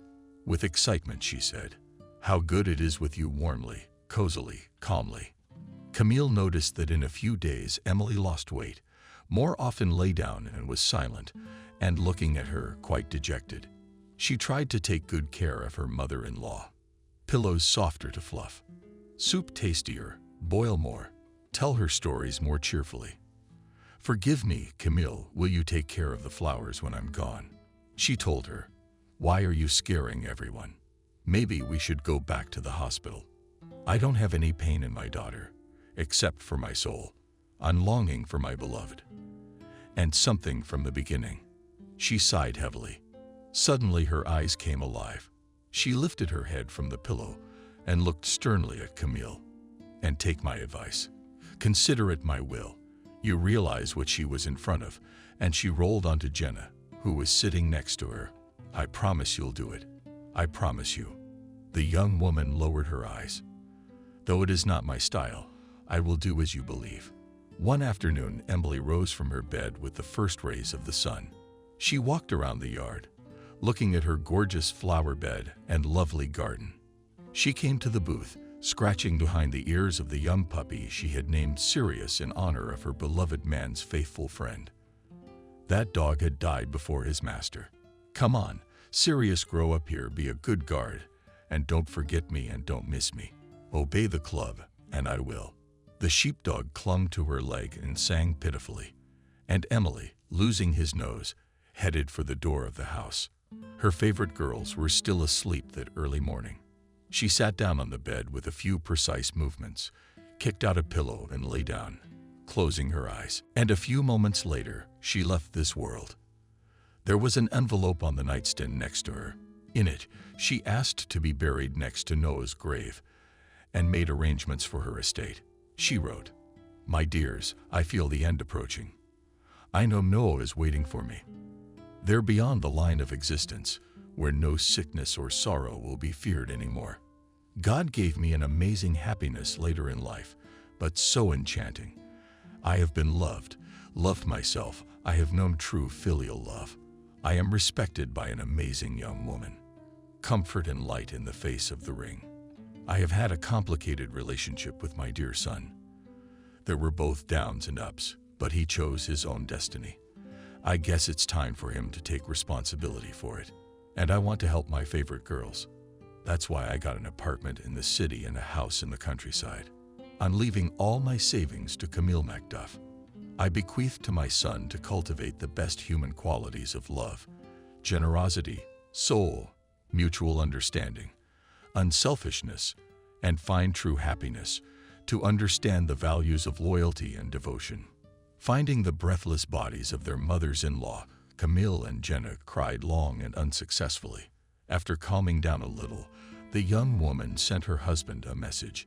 In it, she avoided him about the death of Emily, and also attached a screen with her farewell letter. Michael did not look at the phone screen for a long time, and could not realize that his mother's heart was no longer beating. He never had time to say the right words to her about his love, to ask for forgiveness, and to be attentive. Her last will took the man in a stupor. Would he now need to rent a place to live with Evelyn, or ask his father for help again? Either way, back in town, he needed to clear the living space of his own belongings, and yes, file for divorce. Evelyn didn't go with him to the funeral, saying she wasn't going to interrupt a pleasant vacation. She arrived afterward and settled into Michael's apartment. Camille did not hurry to evict them, but once visited her rival when her husband was not at home.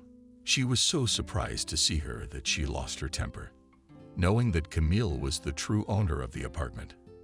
"Hello," Macduff said hello, and turned to Evelyn with a smile. "We need to talk. Let's go for a walk. Get some fresh air." She furrowed her brow and pretended that she had nothing to talk to Camille about. "Who are you?" "Unleashed," she said, "for me to walk down the street with you. I'm still Michael's wife. I think you remember our meeting outside the store over 6 months ago." "Oh well. What happened?" Reluctantly, the woman slicked her sweater over her shoulders, and they walked down to the courtyard together. Evening. Dark clouds were gathering over the city. "Look, it's going to rain, and you still have to get to the village. Why did you come all this way? You can't change anything. Michael loves me. As he loves me, so he loves me," Camille said. "I've got some dirt on you." She took a small folder out of her purse. It contained compromising photographs. The woman showed them to her rival. These are illustrations of your licentious life and secret profession. You'll recognize them. Recognize. The woman was dumbfounded. Where did you get them? I can't answer that question. I don't know. My mother-in-law gave them to me. She spent her whole life unraveling crime and could smell deception a mile away. How did Emily get these photos? I don't know, but I do know that I'm gonna show them to Michael and maybe post them on social media. But if we don't work out a deal, of course, grinned Camille. So what do you want? Evelyn asked her. Don't you have any idea? Get out of Michael's life. Did you have bad luck with his mother? She picked up on the falseness right away. Realized you were looking for easy, short-lived affairs. You decided to have fun with Michael too. Knowing that he has been in love with you since high school, it's not fair to use a man's feelings for your whim and thus deprive your daughter of a father. Is it good for your son to grow up without a father? For your son, I think, loves his father as much as our Jenna loves my husband. You won't get yourself in those by freeing him from your yoke. Camille stepped firmly toward Evelyn, but she bounced away from her like a fire about to burn her to the ground. You calm down. You're right about everything. I'm leaving him now. Just don't show these pictures to anyone. You can admire them as much as you like. She was right. Your mother-in-law. Only I never hid my attitude. And Michael told me that I would date other men too. He was willing to do anything, even humiliate me, to be with me. So it's not me. It's his heart. But I'm not ready to have a bad name spread all over the country about me. So you win. I'm out. Good. You made the right decision. The sooner you leave, the better for everyone. So one fine evening, Evelyn disappeared from Macduff's life as suddenly as she had entered it. Camille showed her husband the compromising photos, and he was quickly cured of his all-consuming passion. Camille returned to him for the sake of his daughter, and Michael behaved with them as if nothing had happened. However, the young woman realized that quiet family happiness was a thing of the past. She protected her love, kicked out deceit with her mind, forgave her husband, but with her heart she did not. Unable to overcome herself, the woman sold all of Emily's inheritance and together with Jenna left town. Michael was not unhappy, repenting for leaving his family behind. Macduff Sr. provided him with a beautiful apartment in the center of the city and even gave him a small restaurant, and Emily was starting a new life and an old one. She regretfully remembered only the amazing kind eyes to her named mother Emily. Jenna took Camille's decision with understanding. She had seen her condition lately and herself felt badly about her father's act. However, she maintained relations with him, often called him, and learned about all his affairs. They bought a small with modern renovation house on the shore of the Azov Sea, often went out to admire the power and laser flights of waves. Emily loved to go to the shore in the morning to meet the dawn. She was excited by the appearance of the sun from the horizon. She watched it illuminate the shore and then the waves near her feet. The woman was held together by the invisible energy of nature. During the purchased season, she plunged into the water and swam toward the dawn, admiring the luminary and the way it was rising upwards, and already she generously gave her warmth to the sea and the earth. She was more fond of sunsets, dark red, lilac, pink, and orange. She would go into the warm water and admire the sun going behind the horizon.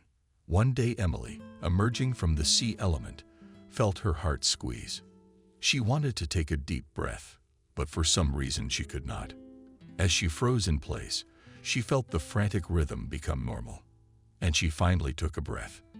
But the situation strained her, so the woman went to the hospital for examination. At first, the doctors found no visible pathologies, and she thought that the condition was due to emotional excitement. But the pains began to bother her more and more often. Sometimes she had to leave work. It was especially hard at night, because she worked as a hotel receptionist. His woman did not talk about the pain in her heart, so as not to bother her, hoping that everything would pass. It didn't.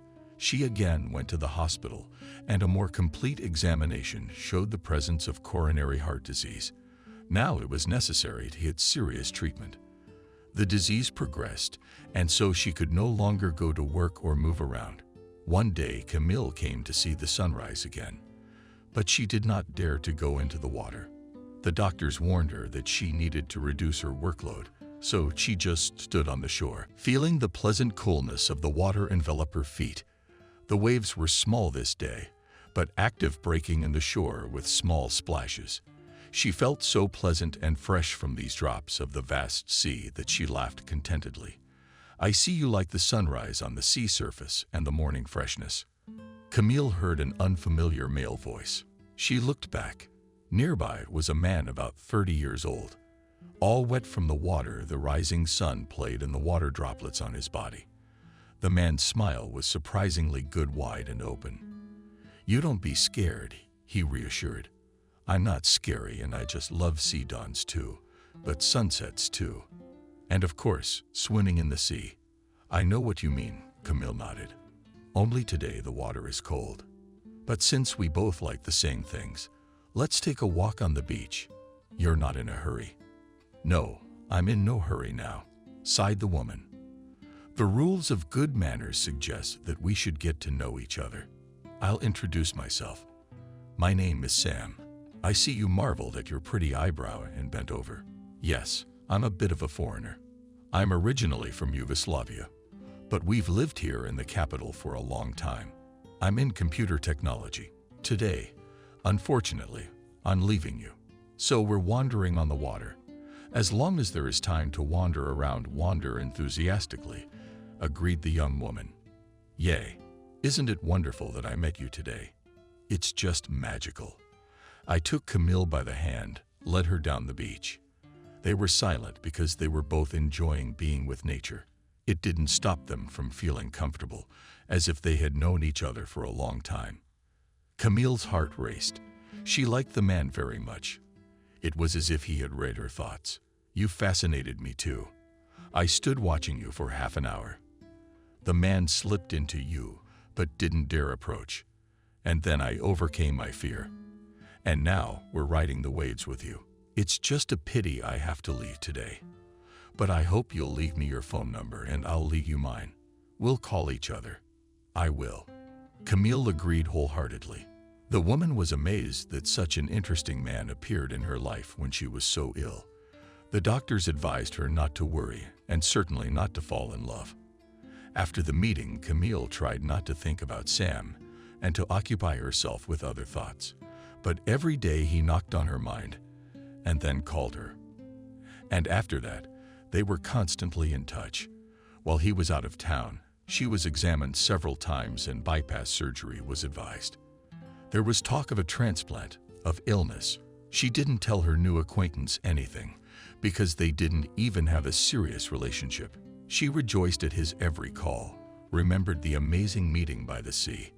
And then he came and flew to the shore with a beautiful bouquet of flowers. He invited Camille to a wedding to a friend who lives here. "Olga, the fate of a comrade is being decided. And I'm a witness. They won't sign without me. But I don't want to go to the party. It won't be a party without you. So don't say no." Camille went with pleasure. She looked wonderful in a delicate ice dress and flesh-colored stiletto heels. "You are very beautiful." Sam admired her. He didn't leave her side at the wedding. And then she introduced him to her daughter. Jenna felt nervous and awkward for some reason. But the charm, ease of communication and sincerity of the man melted her heart. And a few hours after meeting him, the girl was already laughing at his stories and felt quite liberated. I offered to take a ride in the wind in an open car. He'd rented it. I would have liked to go with them. But then she got a call from a boy she had liked for a long time inviting her for a ride, and the two of us went on the rides together, holding hands, laughing and smiling at each other. I stopped the car on the side of the road. Before them opened a vast sea, surrounded by majestic century-old trees. On the mountainside, the man drew Camille to him and kissed her tenderly, barely touching her, stroked her hair and smiled at that moment. He was dazzlingly good-looking, tall, slender-haired, confident. They got into the car again and rushed forward. It seemed that great happiness and a happy life together were ahead of them. Camille did not know that this trip would separate them forever. The last thing she remembered was a sharp turn and a truck coming at them. And then darkness, a long darkness, and a thin beam of light checking through it. Jenna's voice. "Mommy, Mommy, you finally opened your eyes." The concerned face of an aged father. "Daughter, did you have surgery?" "Don't worry. The doctor said it was a success." A few days later, Camille had the feeling of being split in two, as if there was another person living inside her. When the doctor came in for his rounds and she told him how she felt, it was as if I had been partially replaced. There were some thoughts that didn't seem to be mine, but somehow some of them were familiar. They are. But it's not you that's been replaced. It's your bad motor. You were fabulously lucky. The donor heart was a perfect match. Donor heart.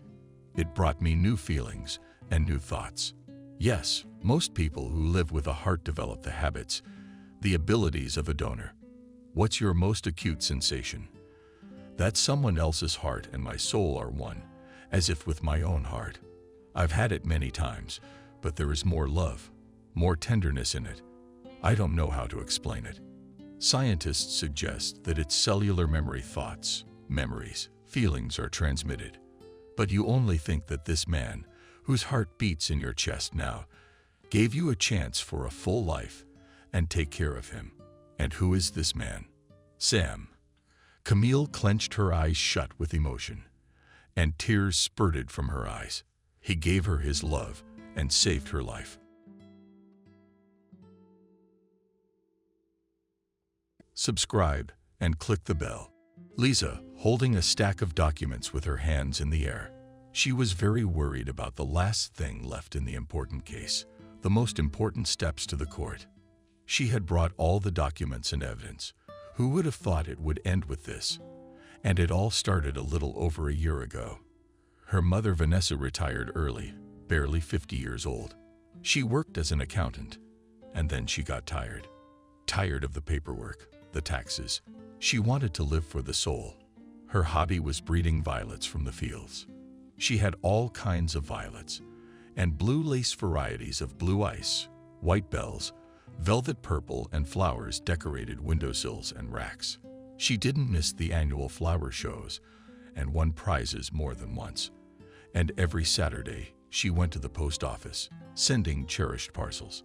Her violets were selling like hotcakes all over the state and coast, and recently her husband had been helping her with her flower farming. As it turned out, Andrew was a jack of all trades and helped her with shelves, racks for flowers with special light. And so the plants grew like yeast. Vanessa laughed and often told acquaintances that they had a family business. She looked at her husband with awe and always held his elbow. Now and then we put his head on her shoulder. In general, an idol to the envy of her friends. They were married for a short time, only 2 years. It was Vanessa's second marriage. Her ex-husband was a military man by nature, harsh and fiery. At one time he had been through Afghanistan, got a contusion. Living together became unbearable, and Vanessa filed for divorce. She was afraid for her daughter.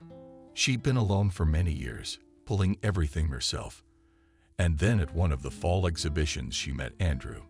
He was a tall man, with a mustache and a sly smile, a little bald, but with a good sense of humor, had a degree and had long worked as a teacher at a university. Andrew was 10 years younger, but just like Vanessa, he was interested in botany. They found common interests word for word, and after a couple of dates, they were suddenly married. Andrew moved in with Vanessa. Here in the old 5-room apartment, they planted a flower garden and seemed to live in a Garden of Eden.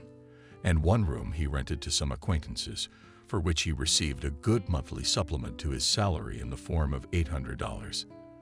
Vanessa left the work on breeding, and in addition to the joy, brought a good income. Her plants were popular. Daughter Vanessa was already an adult, lived separately in her apartment, worked, and the happiness of the mother did not interfere. She herself graduated from the institute and found a place in the company on the recommendation of her classmates. Frank. He was still in his 3rd year and after graduation had a good seniority. Everyone's life was going their way. But one Saturday afternoon, the phone rang. Lisa was home and quickly picked up the phone. Turned down the volume on the TV. She heard her mother's excited voice. "Lisa, daughter. What just happened? My heart is pounding like that." "Mom, what happened? Don't be frightened, so you don't feel well. What's wrong?" Lisa sat on the edge of the couch. Her hands went cold. "I just came back from the post office." Going up to the floor. Under the door, naked, dead. "Well, I think he must be sick. Well, I touched his body with my shoe, and he fell out. There were threads, black, huge nails sticking out. It's like it's wrapped around him." Then Vanessa breathed into the tube, and Lisa heard her mother take a sip. Apparently, she was taking Corvalol. That's awful. Who could think of such a thing? It must be springtime. The crazies are on edge. "Mom, don't worry about it. Forget it. It's just a stupid or sick joke." Oh, Lisa, who makes jokes like that? My heart froze. I opened the door and jumped over the threshold without looking. I took a broom and threw it down the garbage chute. This pigeon flew down. I crossed myself and hurried home to wash my hands. I don't know what to think. Calm down. Have a cup of tea. Forget about the pigeons. You want me to come over? Lisa got up and started walking around the room, figuring things out. How long will it take to get there? No need. I feel better already. Andrew will be home in an hour. I'll go warm up the soup. Vanessa sighed and hung up the phone. Lisa stared at the screen of her smartphone and listened to the beeps. She felt uneasy too. The unpleasant discovery under her mother's door had ruined her mood. Lisa decided that she should go for a visit. But there were plans for tomorrow. She sighed at the scales in her head, shaking, anxiety, and the desire to rest after all. It had been a rough week. Clients came in like a selection from the madhouse. With the TV on in the background, Lisa sat down at her computer to finish writing an article. Meanwhile, Vanessa, having changed into her house clothes, was working on a billet. She loved to greet her husband with the table set and listen to him compliment her dishes. Andrew had gone to the landlord today to collect the rent, but for some reason he was late. The salad is ready. The pots on the stove were quiet, nodding, filling the kitchen with flavor, the assertive soup with the crunch of a huge bunch of greens. Vanessa looked at the kitchen clock. It was already 2:45 without looking. She reached for the bread and immediately yanked her hand away. Blood protruded on her finger near the handle, the bread sticking out, the pin pointing outward new silver. It fell on the table. Vanessa stared with horror, then at her finger. Blood dripped onto the freshly chopped hill. Waking up, she stuck her hand under the cold water and immediately shuddered. Andrew walked through the door with a slam. The draft made the glass in the window shrink. A pale Vanessa rushed to her husband. "Andrew, Jesus, thank God you're here. What the hell is going on?" She rushed to Andrew. He put his bag on the floor and looked at his wife confusedly. "You've got no face on you. How did you manage to hurt your hand, tripping on the laminate? So now, I wash my hands and transfer you." The water was running in the bathroom and the kitchen. Vanessa was trying to understand where the pin came from in the bread of her thoughts. Interrupted Andrew. He looked in the medicine cabinet for a bandage, but he couldn't see one. "Where is it?" "It's a new bandage, unopened. It was lying around. I remember exactly. He even found iodine, even a Band-Aid." So he shook the iodine bottle in front of his wife. She sighed and began to help in the search. The bandage was found right away. Andrew muttered something under his nose, but tied his finger qualitatively and poked his wife in the forehead. "Well, we'll win, now tell me." Andrew poured greens by handfuls, still wrinkling his nose, and like a cat, looking at his whiskers. Every now and then he wiped it with his finger. Glasses shouted with pleasure-loving broth, and Vanessa, already distracted from bad thoughts, and admired her husband. It was peaceful and cozy. About the pin pigeons, she did not tell anything. and tomorrow they planned a trip to the store for groceries for a week. At night, Vanessa couldn't sleep for a long time. Anxious thoughts were climbing into her head, and her husband was quietly wheezing to himself, turned away to the window. At 1:30 in the morning, Vanessa couldn't stand it any longer and decided to drink tea. If she couldn't sleep, it would be better to spend some quality time, she thought, throwing on a terry blue robe. She quietly walked out of the bedroom and closed the door. Andrew was sleeping sweetly and unconcernedly, treading softly. Then she stepped on something. There was a crunch. It was hard. Vanessa turned on the wall sconces and bent down to look at a huge tall deer beetle lying on the floor. Vanessa picked it up and took a closer look in the light of the lamp. Wow, probably Andrew brought it from the institute and it fell out of his bag. Friends of entomology gave it to him. What beauty was put on the shelf. Vanessa put the squashed beetle in the mirror in the hallway and went to the kitchen. While the kettle was boiling, she selected a sedative gathering, pulled out her favorite cup and marmalade plate, thick flavored jam from last year's berry, and shortbread Jubilee cookies. Ah, what a beauty! Delicious! Licked the spoon, and Vanessa's thoughts were transported to the moment of berry picking. Huge human-sized thorny thickets. Oh, how painfully those thorns cut into her soft sides and scratched her arms. But Vanessa was not afraid of either insects or thorns. You've worked as an accountant for so many years, you'll never be afraid of anything. And then it takes 3 hours to make jam. But it would be worth it. Vanessa turned on the small TV on the kitchen wall, turned it down, and found some Turkish series. The tea conspired, and she slowly drank from the cup. It smelled unpalatable and pungent, but the jam was wonderful. A little time passed when there was a rumble in one of the rooms.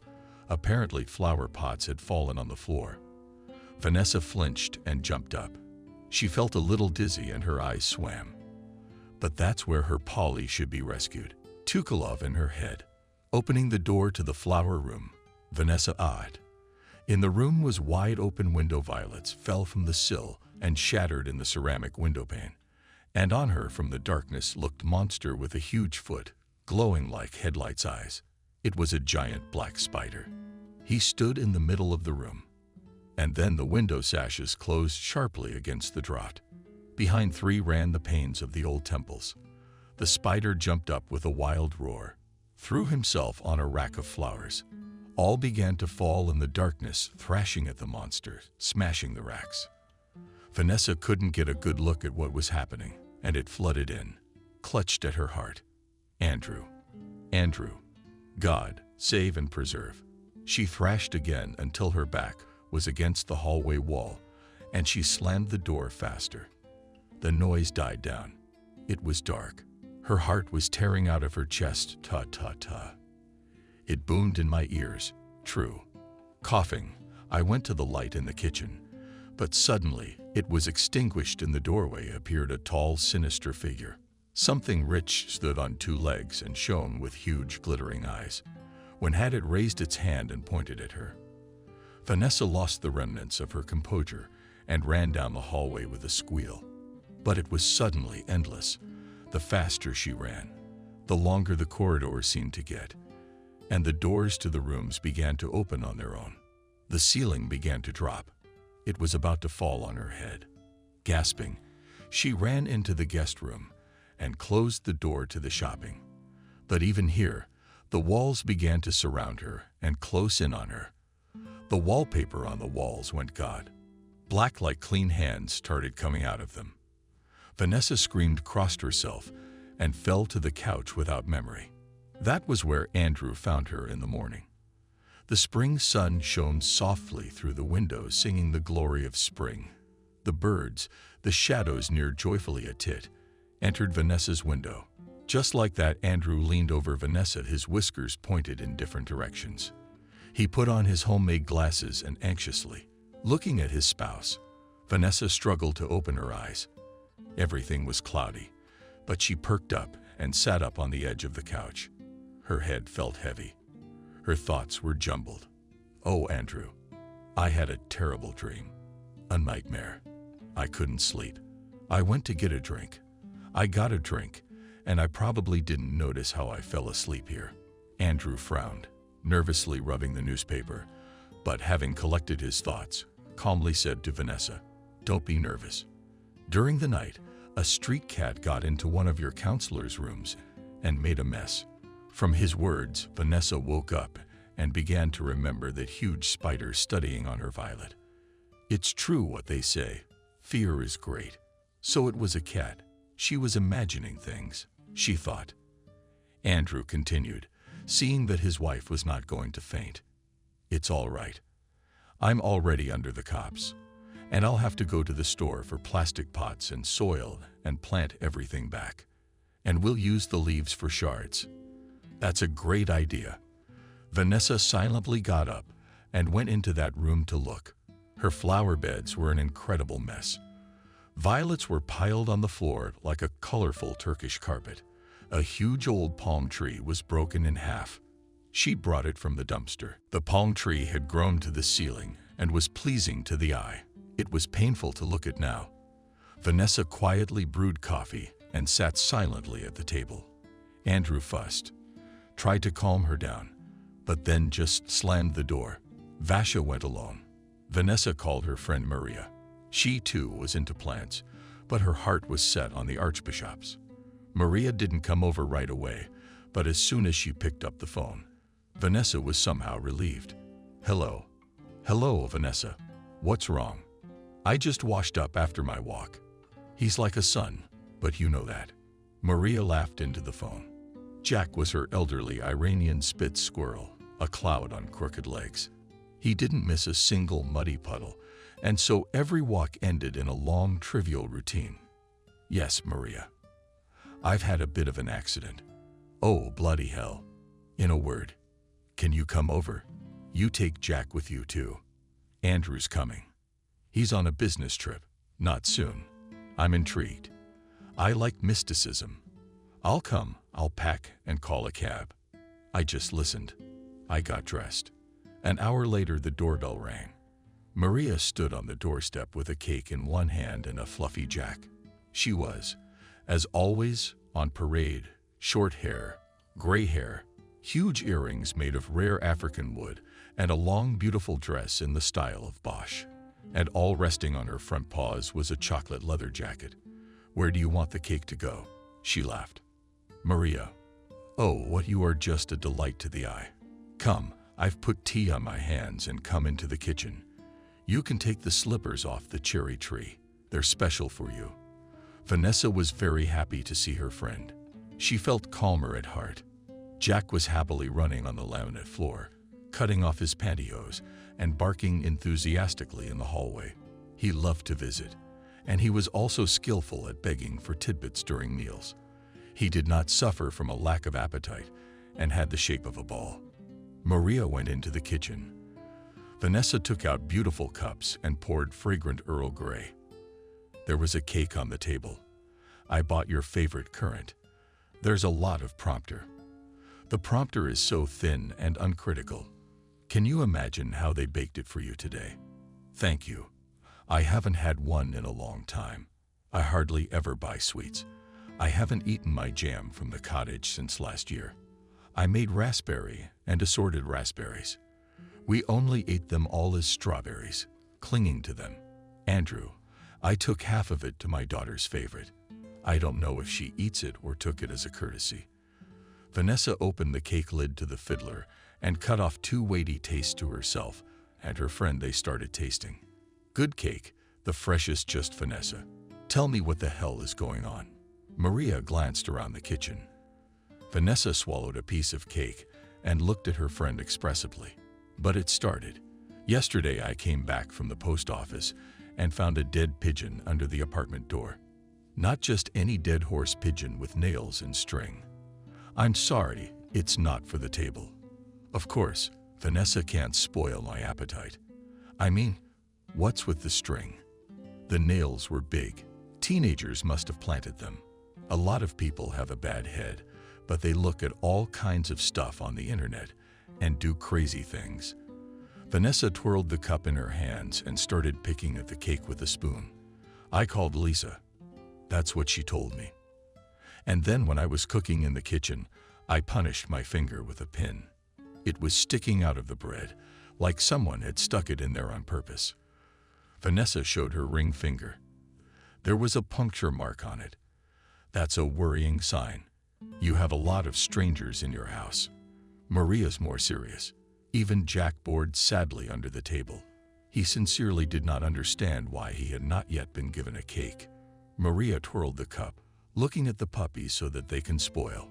Have you gotten any ill-wishers? Vanessa, you sell the best violets, business, and nothing personal. I sometimes have customers. They come home for orders. If I'm not home, Andrew gives them flowers. On Saturday, neither Andrew nor I were home before lunchtime. But on Friday, there was a real pilgrimage. 6 different women. They came one after another in the evening. And I had everything ready.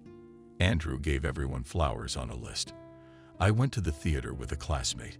She invited me to the play, and I got home at 12:30. And before lunch, the post office had no bread. So some chick gave me a slip. Probably your competitor slammed her palm on the table. She was sure of what she was saying. The arrangement with the competitor seemed to her quite logical. And to do what? How do you know if there is spoilage or not? I don't know anything about it. Vanessa looked at Masha as if she were a lifeline. Oh, I haven't told you about the dream yet. Last night, a cat climbed in the window and bombed my whole field. It's definitely a curse. And a black cat is not good. And these nightmares of yours. We should look for a psychic. The question is where to find a real one. Maria was thinking. A piece of cake fell from her spoon to the floor. Jack, who surrendered her legs, cut the biscuit in a flash, and his eyes bulged even more in anticipation of the continuation of the banquet. But the hostess was engrossed in other thoughts and did not notice him. Father Andrew told all. No, I didn't want to disturb him. He's a superstitious man. But I think I'll tell him anyway. It's been uncomfortable, Vanessa. In order not to aggravate the situation, Maria began to tell her friend how she flew to California to her son because her grandson was already a year old. She went for 2 weeks, showed from her phone pictures of the ocean. High houses told how her son and daughter-in-law took her to an absolutely incredible water park. She almost met a very imposing male lifeguard there. I was like a champagne cork popping out of that tube up top. While I'm doing laps, so madly we serpentine. I was literally lost, and when I was finally in the pool, I couldn't figure out where the top was and where the bottom was. I can feel it. So strong hands picked me up and put me down. The pool was barely a meter deep. A smiling Mexican man, rather large and bald as a billiard ball, put me in. I saw my reflection as in a mirror.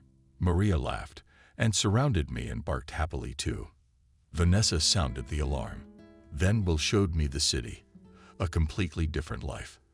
I'm glad he's working, and his life is interesting, but I feel more at home. I miss it, of course, but at the same time it's good to do what you want. You can live for yourself. I'll fly to my son for his birthday this summer for a whole month. He'll be happy. I'm for you. I'm really good. I found myself too. Yes, I have my favorite violets. But my cat killed part of my collection. Well, I'd already put some of them on my skull. I'll tell you all about it tomorrow. How is Lisa getting married yet? Maria, what kind of marriage is she working on? She's got a career. She's a manager at a company. She's running around doing client work, selling software for universities, schools, various offices, and it pays well. But she doesn't have time for a personal life. Sometimes she goes out with her friends on weekends. Vanessa was drinking tea and looked at her watch. Oh, Andrew will be back soon. I have to make dinner and get started. I know I'm getting ready. We've started, we've chatted. It's time to do the honors. It's time to go home for lunch too. My poo pilot, my freak nickname, Maria lifted my pet in her arms and went to the corridor. We really had a good chat. I feel more at peace now. I'll talk to Andrew. We'll think about what to do. Vanessa stood up to see her friend off. That's right. You should talk to your husband about this. He's the protector. But call me when you find a psychic. I wonder what Maria will say, hugged Vanessa, and left for the elevator. Vanessa put the cake in the refrigerator and decided that if she was going to rest, she would not cook, but would make dumplings and salad. Andrew really likes dumplings, doesn't he? Andrew returned with bags of groceries and a pile of pots. He was very tired after a shower. With great enthusiasm began to take away hot dumplings, abundantly approving them with fatty sour cream and green onions. He told her how his day had gone, asked for more, and he and Vanessa proceeded to drink tea and candy in the living room behind the big TV. There Vanessa realized that her spouse was fed up and calm, and it was okay to tell him everything. She left out part of the story so as not to spoil her impression of herself, but otherwise she dumped everything on him as it was. He listened, frowned, didn't interrupt. Then he took off his glasses and, having checked them, put them on his red and ruined nose. That's how it is. He stretched out. At work, a colleague told me a month ago about that his wife made a spell, and he went to a lady second, or something, and she helped him.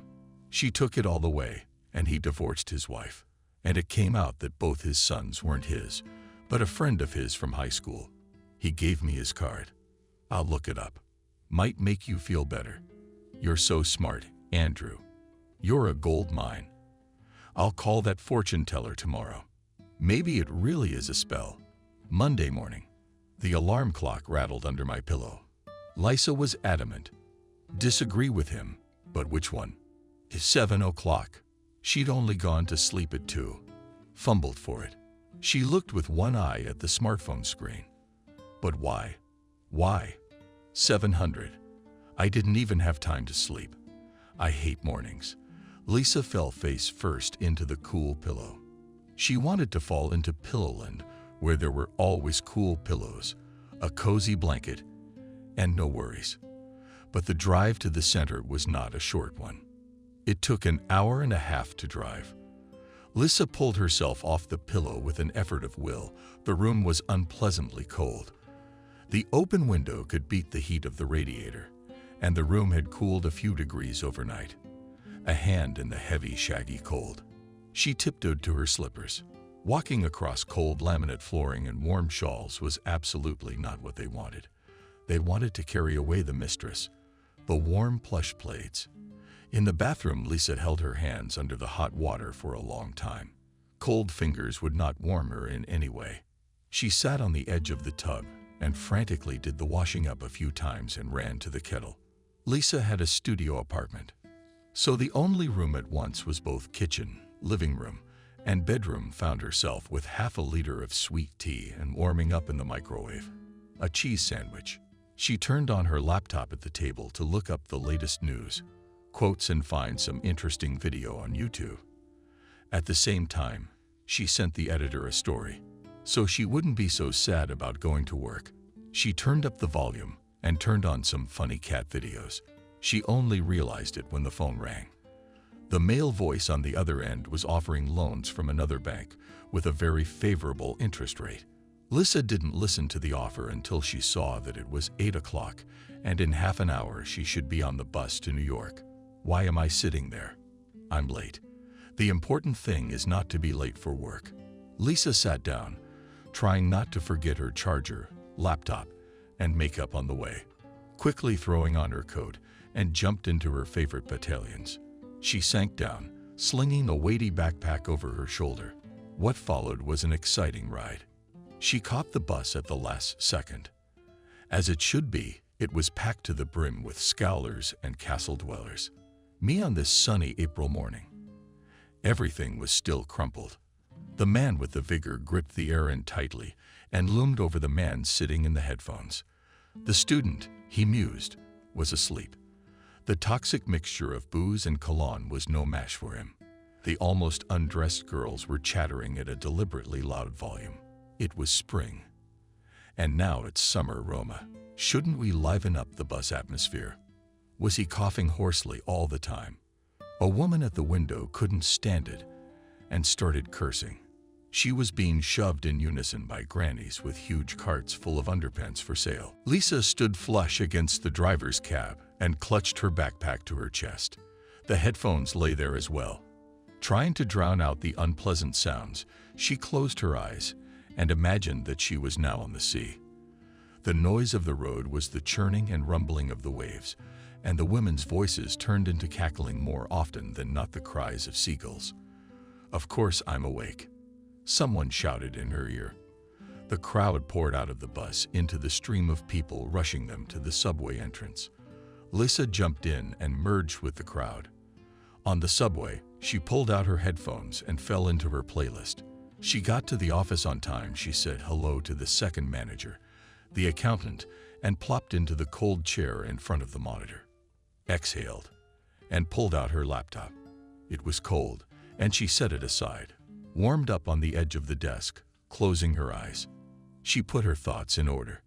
Sleeping in the workplace. The loud voice of the principal made Lisa literally jump.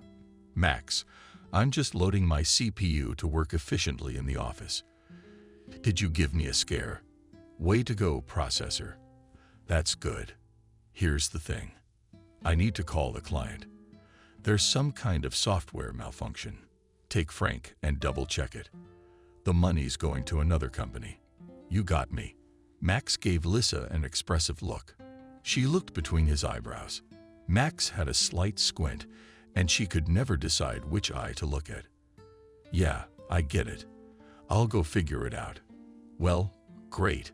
I look forward to hearing from you. I'll be myself." Max called out, nodding his office keys, walking towards the coffee machine. Lisa looked sadly at the cosmetics and went to find Frank. He was working on the second floor. She went up to his abode. Frank was a classmate of hers. He was the one who had helped her get a job here. Their agreement was that she was to buy him coffee periodically, specifically caramel. Lisa walked over and placed a hot cup in front of him. Frank turned around and took off his headphones, looked up at Lisa and smiled. "Oh, hi. Thank you for the coffee. What's your question for me?" "Max asked me to double-check the job. It's the ones that sell jewelry or express. There's always something wrong with their website, and the recalculation program is glitchy too. This is the third time they've sent me a complaint, and today they complained to the director. Please check it again." Lisa sat in the chair next to me. "Yeah, let's see what they've got." As the weekend passed, Frank drummed his fingers on the keyboard like an expert pianist. Windows popped up one after another. He opened up the morning of the site. Sunday, we had a photo shoot with some friends. Then they went to the movies, but on Saturday just slowed down, thinking whether to tell or not, but decided to tell. And on Saturday, Frank was waiting for a sequel. My mother called me and said that a dead pigeon was thrown under her door with threads and nails, and she was really freaked out, wasn't she? Wow, I can imagine. Good thing it wasn't a pig's head. That would have been worse. It's a very popular intimidation technique in the mafia. It goes way back. Thank you. What's missing is the pig's head. Do you think it's a joke or was it really meant to scare? My mother grows violets. She's not a politician or a criminal. So I found it. We'll fix it and it'll work. Let the client know what's coming up at lunch. All set. Liz will check it out. Don't worry about it. Forget the pigeon. Lisa went to work.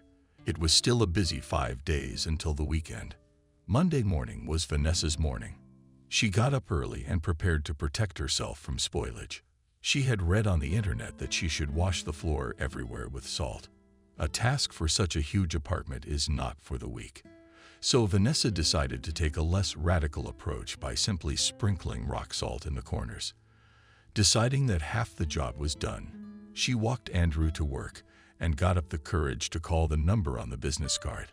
The black cardboard had a balloon, candles, and it said that Emily, a practicing magician, would remove any spoilage, evil eye, or hex, bringing her husband back into the family and sparing her children a burrow for it with a sigh. Vanessa made up her mind, dialing a number.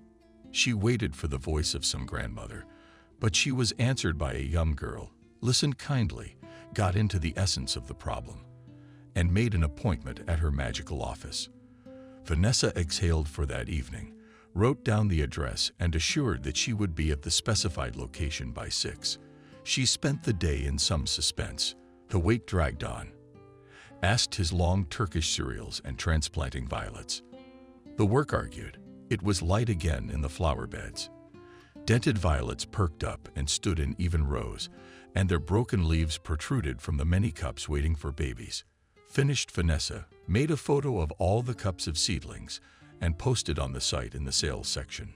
Palm she is, and abundantly innocent, and tugged tightly with duct tape. She still hoped the palm tree would come together. Finished with the plants, she had a snack and some spaghetti sauce she purchased at the grocery store the other day. It tasted fatty and sour, but it had a hint of basil. I couldn't get a bite down my throat. So Vanessa made herself a sandwich with raspberry jam. There was no bread left. Half a handy bun. Fresh butter from oak and raspberries went very well together. The world sparkled with new colors. Looking at her watch, Vanessa realized it was time to get ready. I don't know how much the consultation will cost. She took $800 from her stash. She carefully tucked it away in her red leather wallet and put it deep in her purse. She took a cab. The car took her quickly to her destination. The magician's office was on the basement floor of an old building on Park Culture. The basement floors there were arranged for workshops, children's circles. Vanessa walked through the wrought iron gates into the archway and found the right door. She took out a leaflet with the code from the intercom and carefully pressed the worn gray buttons of the door clicked. Vanessa saw a dark staircase. Leading downward pulled the lobby of the house as if from a crypt. Vanessa braced herself harder, tangled her volunteer, and clutched her purse to her chest. The steps were old, covered with green paint. The walls and ceiling of the basement were painted the same way. Vanessa went down and saw a black door on the left with a peephole on the side. On the wall was an old doorbell, dusty and gray. On one wiring, it did not inspire confidence, and she did not want to touch it at all.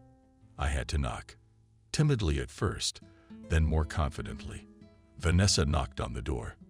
There was silence on the other side. Then, somewhere far away, footsteps were heard at the door, behind Falcon's Key. The door was opened by a young woman, a huge, thick mop of copper, almost red hair and very dark makeup. Her yellow eyes seemed huge in her face. She numerous heavy bracelets on her arms, and on her chest hung a round pendant of silver Amazonia. "Hello, you Vanessa, come in." The sorceress gestured toward the back of the room. It was bright, but it was gloomy. A light bulb burned dimly above the entrance. The air was dusty, stuffy, the kind you always get in basements where there is no air. To the left and right laid old dusty furniture, some paintings in a row of Smarties and a crackling, knowing wooden easel. Vanessa looked curiously at the furnishings, and from the back, she heard a voice as if giving answers to her thoughts. "There used to be an artist's studio here. He died a couple of years ago, and I rented it out. You go on ahead. There's a chair. Sit down, tell me." And indeed, there was a rather large room. There were chairs along the walls, and there was a large window under the ceiling, part of which was covered by the road. You could see the feet of people passing by, the cold air from the street. Vanessa sat down at a chair open, burgundy, velvet, tablecloth. In the middle of the table stood on supplies and candle holder their multicolored candles and a crystal ball on a bronze stand. Emily, a magician in some generation, sat down across from her and pulled tarot cards from a wooden box. "Talk to me. I will make a diagnosis and we will discuss further stages of work." Emily Insight looked at Vanessa. She, like her tongue, swallowed, empty in the head. Doesn't know what to ask. I gathered my thoughts and briefly told her story. And then she asked me a question. "Do you think it's a spell?" "I'm very worried." "Let's find out. Let's see." Emily took out the cards of the beast again and began to turn them over carefully. One card, two cards, three cards. Looked at Vanessa, shook her head, opened the fourth and finally the fifth. Turning the last one over, She showed it to Vanessa and poked it with her index finger with a bright red manicure. "This is the devil's card. You're definitely spoiled." "Oh," Vanessa blurted out, and she expressed her purse on the floor. "What am I going to do?" She hastily bent down to pick up the bag. "First of all, it is necessary to do a purification and then to put protection on you. It will take at least 3 complex rituals. The spoilage is serious. If you don't do the right rituals, you'll go to the other world in a couple of months." Emily was putting the cards back in the box. "So I'm a serious person. What do we need to do? Can we start this cleanse now, before it's too late?" Vanessa looked at Emily hopefully. "We can do the first stage today and the next one in about a week. You will need to prepare, and we will do the ritual at midnight on the waning moon. Just before the new moon now. The first stage will cost $400. But if there's resistance, it could be more expensive. Then there's money. I brought 20,000 with me. Doing the ritual. That's great. Now put your purse on the table for now. You need to sit up straight. Put your hands in front of you on the table. Now I'm going to fix your eyes and begin to curate the herbs for you. I will place 3 candles in front of you, yellow, red, and green. The ritual will go on until all 3 candles are burning. Then I will throw them into the water. Now I see your eyes relax and think good thoughts." Vanessa tuned into the process. A clear, dark blindfold was placed over her eyes. She heard footsteps and lit a match. A metal plate of herbs was placed in front of her. A sweet, pleasant aroma of burning herbs floated through the room, and the paper had a quiet warmth. Emily mumbled and muttered some sausage of words. Vanessa didn't notice that she had fallen asleep. She woke up to being touched lightly on the shoulder by Vanessa. Everything had gone well. "The first purge took a lot of effort, but we got through it. Now you need to rest, and I'm waiting for you. On Friday, we will do the ritual early to consolidate the result. That'll be $500. I think I fell asleep. I feel so light, so happy. A weight off my shoulders. Thank you." Vanessa felt so uplifted. She wanted to love the whole world. She felt like she was 20 again, and it was spring. She handed the money to Emily and jumped outside. It was already 9:00 p.m., and Vanessa decided to walk to the subway. She admired the light of the yellow street lamps, looked at the old houses with stucco. She sighed cheerfully and air of evening New York, and reached home unnoticed. Andrew was waiting at home. He met his spouse in the hallway and looked at her expectantly. And Vanessa sat on a chair and smiled. "Andrew, it's great. I got help. My soul is singing Andrew." Andrew hugged Vanessa and sighed. "Let's go eat. I fried cutlets, made mashed potatoes." Brandy girls playfully nodded. He stood in front of Vanessa. "Come on, Andrew." She waved, taking off her boots. At night, Vanessa slept as soundly as she hadn't slept in a long time. The day had ended well, and at Lisa's, in addition to her paycheck, she got quarterly bonuses. They walked to the subway with Frank. He told her stories of his life. He'd had a hobby for a long time. He collected bone computers and often went to clients' homes, took a system unit, and refined it in the workshop. What he didn't find inside the old computers. The classic variant is eternal dust on the wheel and mother's dress. Problem solved with a vacuum cleaner. He once found a real hamster money inside. He later learned from the owner that their pet had been missing for 3 years. There was another interesting find. Inside there was a warehouse cap, from pens, rubber, all sorts of little things, which was driven under the system unit by the owner's cat. Frank kept hoping that he would find someone's forgotten stash, but the only valuable finds were a few ruble coins. One day, he was fixing the upstairs neighbor's computer. The work dragged on. It was summer, and one day they started replacing the central heating pipes in their building. All the apartments from the 12th to the 1st floor had their old pipes and radiators cut off. The neighbors' lives changed overnight. A big hole from the pipe connected all the apartments, but friendly neighbors of the 6th and 5th floor did not miss the opportunity to take the problem to the plus side. Now they have a point. The transmission is even better than sports. Through a hole in the ceiling Frank received from a buddy, then a flash drive with movies, then a can of beer, or they could just chat about life. The audibility was perfect, but the fun had to end sooner or later. New pipes were brought in, and the hole in the ceiling closed again.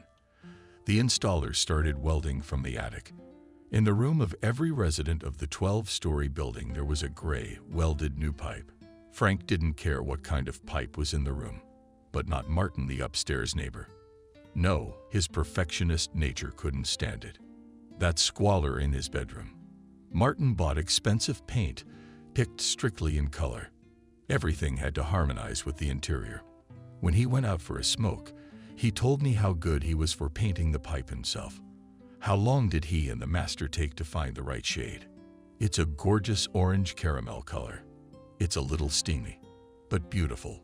Frank, of course, was pleased. He said it was a very beautiful pipe. But aren't you being a little hasty, Martin? Maybe there's more work to be done. To which Martin dismissed it. But the next day, the workers realized what they were missing. It was inconvenient to weld pipes in the basement, so they decided to just yank the pipe up a little and down. At 10:30 in the morning, they pulled.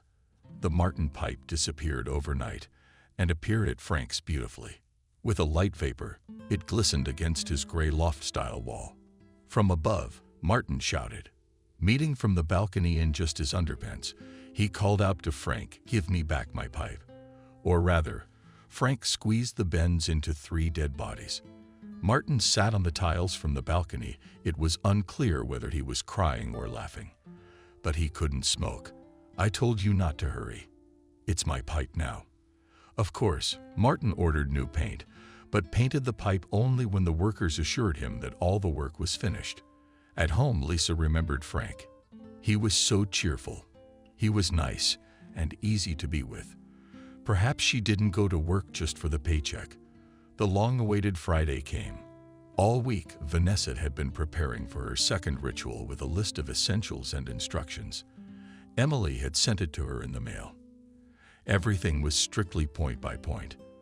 The first was to throw a coin over her shoulder every day while walking, at the same time imagining that the coin leads all the bad thoughts forever.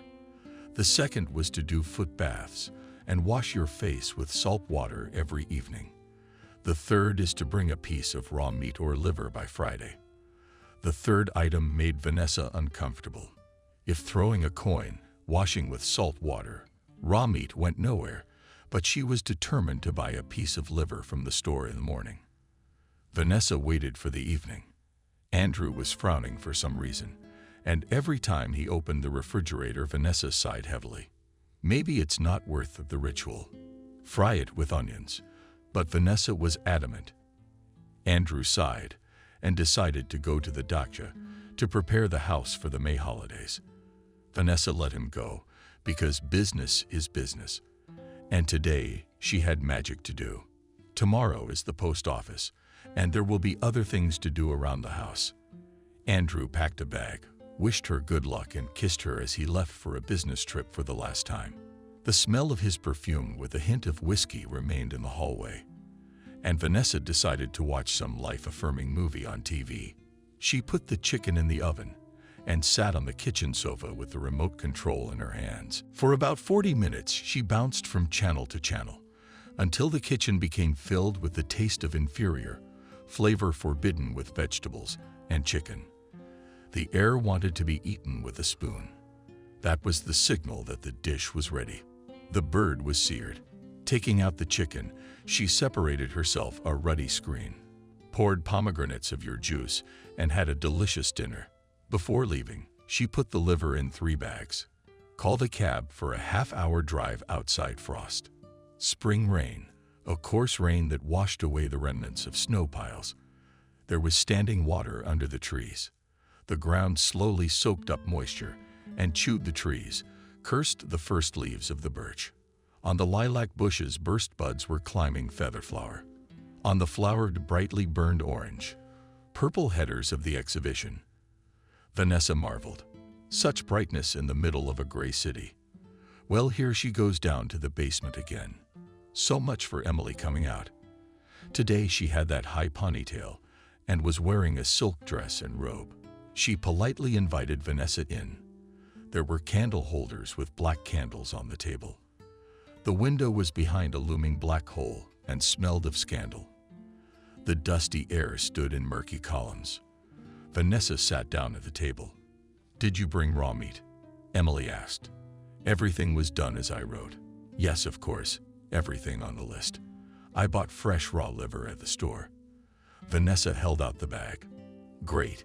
Emily took out a copper basin from under the table and put it on the velvet tablecloth. The liver and brandy fell out of the bag and into the basin, smelling of metal and blood. Vanessa watched as Emily went into the next room and brought out 2 bottles of red wine and a snake glass. "Vanessa, I'm going to pour you the wine now. In the glass, I added some magical herbs. While I pour the wine into this liver, you should have time to drink. In the meantime, I will recite the incantation. All the evil from you will pass from you into this flesh. Concentrate." Emily poured Vanessa a glass. Dark stumps began to rise from the bottom. They swirled like a tea brew. Something inside resisted. Vanessa didn't want to drink this wine at all. But she didn't want to back down either, so she bravely took the glass and prepared herself. The witch raised the bottle of wine on her pelvis and began to mutter a magical incantation. Vanessa tasted the drink. The wine tasted like crap. Sour taste, like a mountain with a bitter aftertaste of wormwood. Before Vanessa's eyes, red wine with a pungent odor of alcoholic surrogate poured from the bottle on the liver. Meanwhile, Emily was reciting spells louder and louder. Finally, exploding into a scream, she threw the bottle on the floor. Vanessa finished drinking and wanted to put the glass on the table. As Emily snatched a copper dagger from under the tablecloth and swung it at Vanessa, she shrieked as the blade swung across Vanessa's face. Blood and wine splattered from her liver. And Emily screamed, "So be it," and folded her arms in front of her. Everything was going according to plan. The ritual was over. That was all. Vanessa asked shyly, "Yes, we're done with your $600 for today. Since the work is very serious, we need to keep the balance of power. I buried this liver at the crossroads tonight. Are you watching the dark forces? They might start scaring you into not coming here anymore. But you watch for the signs, take notes. And I look forward to seeing you on April 13th for the final ritual. Assuming, of course, all goes well." Emily conjured up the candles and turned on the chandelier. Vanessa sat confusedly in her chair. The sum dumbfounded her as it was double the previous one. But having nothing to do, she held out the money. This time, there was no mental uplift. Inside was empty, exactly the same as in the wallet. There was no joy in my stomach either. I had to call a cab. At home, Vanessa had a digestive upset. She spent the night anxiously running to the restroom. But by morning, she felt incredibly light inside. And she even seemed to have lost a few pounds. Feeling uplifted and proud, she decided to call Lisa. She wanted to tell her how well she had thought of going to the magician, and that there was one more cleaning left, then protection, and she would be saved from spoilage. She was the only one who never found out who had done it. But she decided it didn't matter. It was all about protection. After waiting until 11 o'clock, she dialed Lisa. She didn't pick up right away. Hello. How are you? What's new?" I was in the shower, so I didn't hear the call right away. At that moment, Lisa was sitting on the edge of the bed, tangled in a fluffy towel. "Lisa, hi. It's good to hear from you, sweetie. How are you doing at work?" "Everything's smooth." Vanessa was mentally hugging her daughter. "I missed her so much." Well, the week went by really fast. The orders were few, but all in good amounts. Frank and I exceeded the plan. Seems good. That's it. I'm free tonight. Let's go to the cafeteria, have a chat. Oh, I don't know about the cafeteria. My stomach's been churning all night. Why don't we go for a walk on Arbat at my place? It's a sunny day. I've got some news. I'll tell you. Vanessa made a conspiratorial tone. All right, I'll be at your place in 2 hours on the highway. You're my schemer. By the way, Andrew, what's not at home? He's at the dacha getting ready for May Day. It's a little early, but better early than late. Okay, I'll see you later. Bye. Vanessa hung up the phone and looked out the window. It was getting warmer. Green or clouds of delicate foliage on the bushes were quickly flying joyful insects. Birds were bursting, competing with each other and singing. And against the piercing blue sky, the breeze played the humble birch trees. Vanessa spotted a small ladybug on the horse frame. The orange bug crawled upward, looking for a way out. Vanessa opened the window and gently nudged the insect into the fresh air. The bug wasted no time and flew upward, turning into a dot. How nice, Vanessa thought. I should dress up. I want to be just as bright. Vanessa pulled out a dress and large pearls from Vasilkov's closet. She jumped out of the house like a butterfly. Music was playing. Signs flashed on all sides. The people of the metropolis were walking. Vanessa was engrossed, looking at the painted matryoshka dolls. They were brightly colored, perfect souvenirs for foreign tourists. That's where Lisa met her. She came over and quietly touched her shoulder. Hi, Mom. What's so interesting? Oh, you're here already. I was looking at the souvenirs. It's all very, very colorful. Vanessa put the nesting doll back. The salesman was glumly reading a newspaper. Radio Shanson was playing nearby. Well, shall we go? Why don't you tell me what the news is? Yeah, I think I'll have a coffee too. It smells like baked goods in here. The whole street's trying to tempt me with something delicious. They walked towards the credit card and coffee stand. The sign had all sorts of pretty pictures on it. There's a pink pretzel with strawberries, fried, bacon, tea, coffee for every taste. Lisa chose a large cappuccino and a poppy seed bun. And Vanessa decided to try lattes with raspberry syrup. Raspberries were her favorite, and the berry smells like lax to you. A very small Lisa. There was a faint steam coming from the glass. Vanessa tasted the hot drink, the flavor of coffee and bright sweet raspberries. Very hot and intensely sweet. But I like it. Vanessa smiled. Lisa, how do you feel about magic? Suddenly, she asked her daughter. I don't even know. Are you stumping me? Never thought. Lisa raised one eyebrow questioningly. I went to the witch. She said I had a curse on me. I've been cleaned twice now, and I'm over it. Vanessa helped me so much. Lisa's eyes widened as she shyly looked away. She couldn't decide how to react. After all, she's a sensible person. What spell? What sorceress? Mom, my God, you're not kidding. Did you really go to some fortune teller, not a gypsy? Of course not a gypsy. I was put in touch with Andrew, a hereditary magician. She's serious. Vanessa frowned. Lisa couldn't believe her ears. Her mom's an accountant, a man who only trusted numbers. And suddenly she went to some magician. Mom, how much did you pay her? What spoilage? It's all a hoax. Lisa, I'm an adult. I understand what you're going through. But trust me, it's true. It was a woman who did the reading. The cards were so ugly, and she did rituals, spells.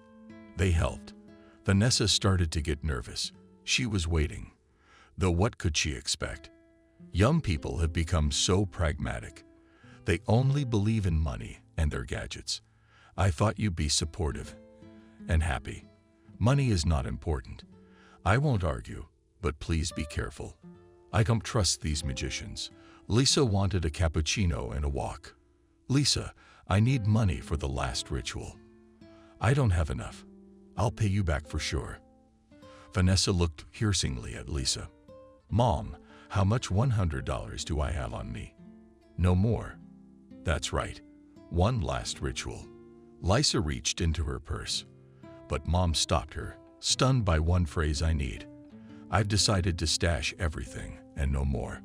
I have to finish the job or something bad will happen. Mom, I can't give you that kind of money. And you're taking it to that Charlotte Anka. Yes, I'd better add it and go on vacation or buy new clothes. Mom, are you scaring me? Lisa threw the uneaten coffee into the trash can. Her mom was standing in front of her talking such nonsense. "I got it all right. I'll probably go home. I'm not feeling well again. I'll call you and you go for a walk. The weather is nice today." Vanessa could barely contain her resentment. Inside, everything was trembling. She went home, and Lisa sat down on a bench and watched her trail off in the shower. Lisa was having a very hard time now. She had had a fight with her mom, but it couldn't be left like this. So she decided to find out what kind of witch was spinning her mother for money. Vanessa returned home feeling upset. There was a seed of doubt inside. Maybe her daughter was right, but fear didn't give common sense a chance. Vanessa changed into her homemade clothes and decided to brew some soothing tea. Assuring a cup and taking individual waffles, she decided to spend time in the living room behind the big TV. Jumping from one gear to the next, she noticed something moving in the room. At first, she noticed an insect on the wall, but she didn't pay attention to it. There was such a heartwarming episode of Let Them Talk on TV that Vanessa began to drink tea more actively. The waffles quickly disappeared from the confetti, but then she noticed a huge cockroach crawling across the table. Oh, what a nuisance! Vanessa swatted the cockroach with a magazine and lay on the edge of the table. But then another one came out, and Vanessa saw it. With horror, she realized that there were many huge cockroaches crawling along the walls too. Their shiny backs were like lacquered paint.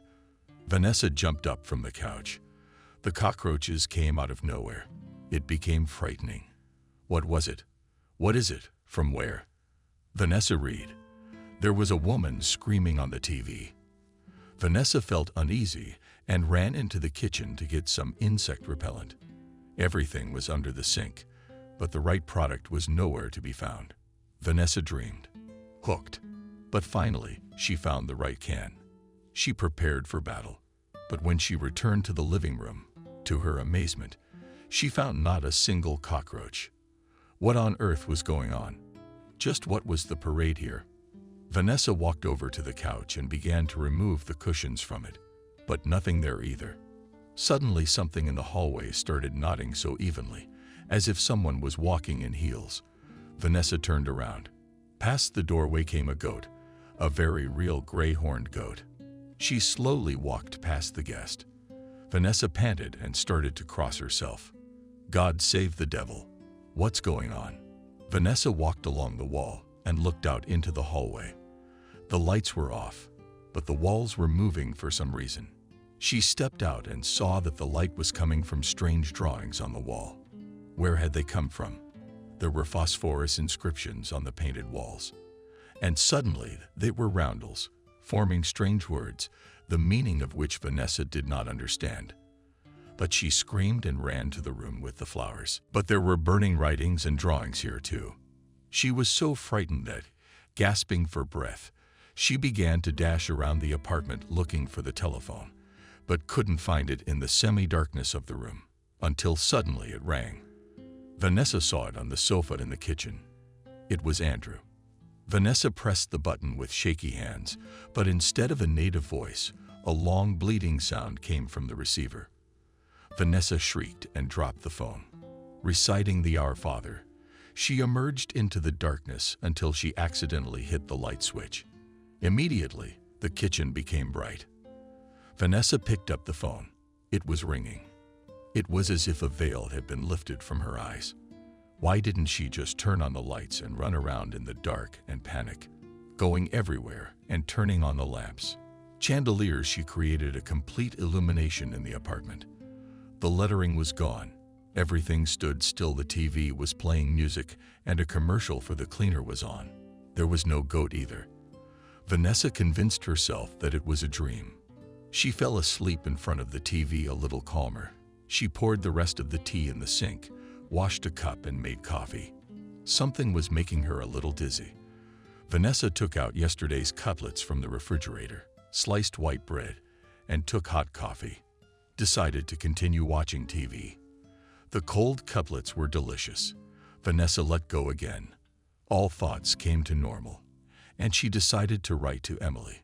She needed to narrate the creepy things that had happened to her. In her letter, she mentioned cockroaches, a goat, and the reply was not long in coming. Emily wrote that such visions say that it is urgent to make a defense and should come to her on Monday. In the meantime, it was necessary to revive herbs, which she would send tomorrow by courier, of course, for a fee. Vanessa decided to keep the defense against the forces of evil and light. She did not put out and lay down very far past midnight. She kept dreaming of rustling and scraping. It seemed as if someone was sighing, scraping, and knocking nearby. First thing in the morning, she called her husband. He didn't come to the phone for a long time, and then, out of breath, Asiat explained in a voice that he sawed an apple tree in the garden. Over the winter it cracked and began to rot, Antonovka, and this year will not be. Sad, he said. Andrew, when are you coming? It's scary at home without you. There's something damnable going on again. I'm afraid to turn off the lights. Vanessa's got a lot of work to do. I'll be there Monday morning. What was that dream you had again? A bad one. Andrew was panting impatiently on the other end of the line. I don't know. I don't think so. I'm scared. I'm not going to see Emily until Wednesday. Vanessa, step into the room. She felt completely defenseless. Andrew was not going to run to her rescue. Vanessa, take a sedative. Watch movies at home. Everybody has bad dreams. You're exaggerating the problems. I know you're bored when you retire, but I can't just drop everything and come down here right now. Pull yourself together. Vanessa couldn't recognize her husband.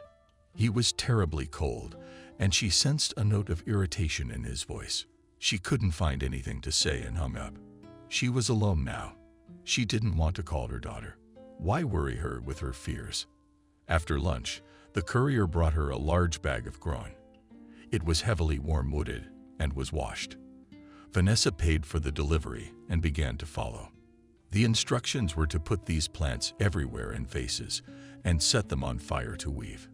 Vanessa obediently set to work, and so the apartment was filled with terry bitter smoke.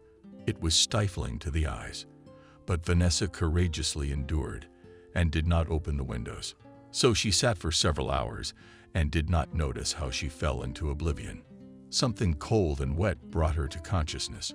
She did not realize where she was, what was happening. Her eyes were a hop of silence and her head and chest hurt badly, as if from underwater. She heard her husband's voice. He seemed to be arguing with someone on the phone. But then he noticed Vanessa coming to her senses. She was moving her hands as if removing cobwebs from her face. Stuffy, stuffy. What's going on? She barely saw anything. Vanessa, Vanessa, can you hear me? Look, look, there was a doctor. You need to sign a waiver for hospitalization. That's when Vanessa felt a pen being put in her hand. She gathered her will and signed all the sheets. Her strength left her and she collapsed. Ligaments dusk, the morning came. Vanessa stirred. A heart fever clung to her cheeks. Boo. She sat in the bedroom on her bed. It was cool and crisp. The window was open. Outside, the road rumbled deafeningly. Rapallo, the asphalt, the windshield wipers broom. Vanessa felt a little strange, but her head was clear. She got up quietly, tangled herself in her robe, and went into the kitchen. The apartment was quiet, but from the kitchen came the vanilla scent of baking. Andrew was frying pancakes. A mound, ruddy piglets rested on the table. The pancakes were puffy, and there was a lacy steam coming off of them. A glass teapot stood nearby, steaming. It was reddening, a good brew of coarse leaf tea. Vanessa saw her favorite jam in a crystal rosette. Andrew called softly to her spouse. He turned around, holding the shovels in his hands. His gaze was anxious, but he smiled cautiously. Wake up at last, red maiden, and I made pancakes. Taste them. Vanessa began to sew love-filled.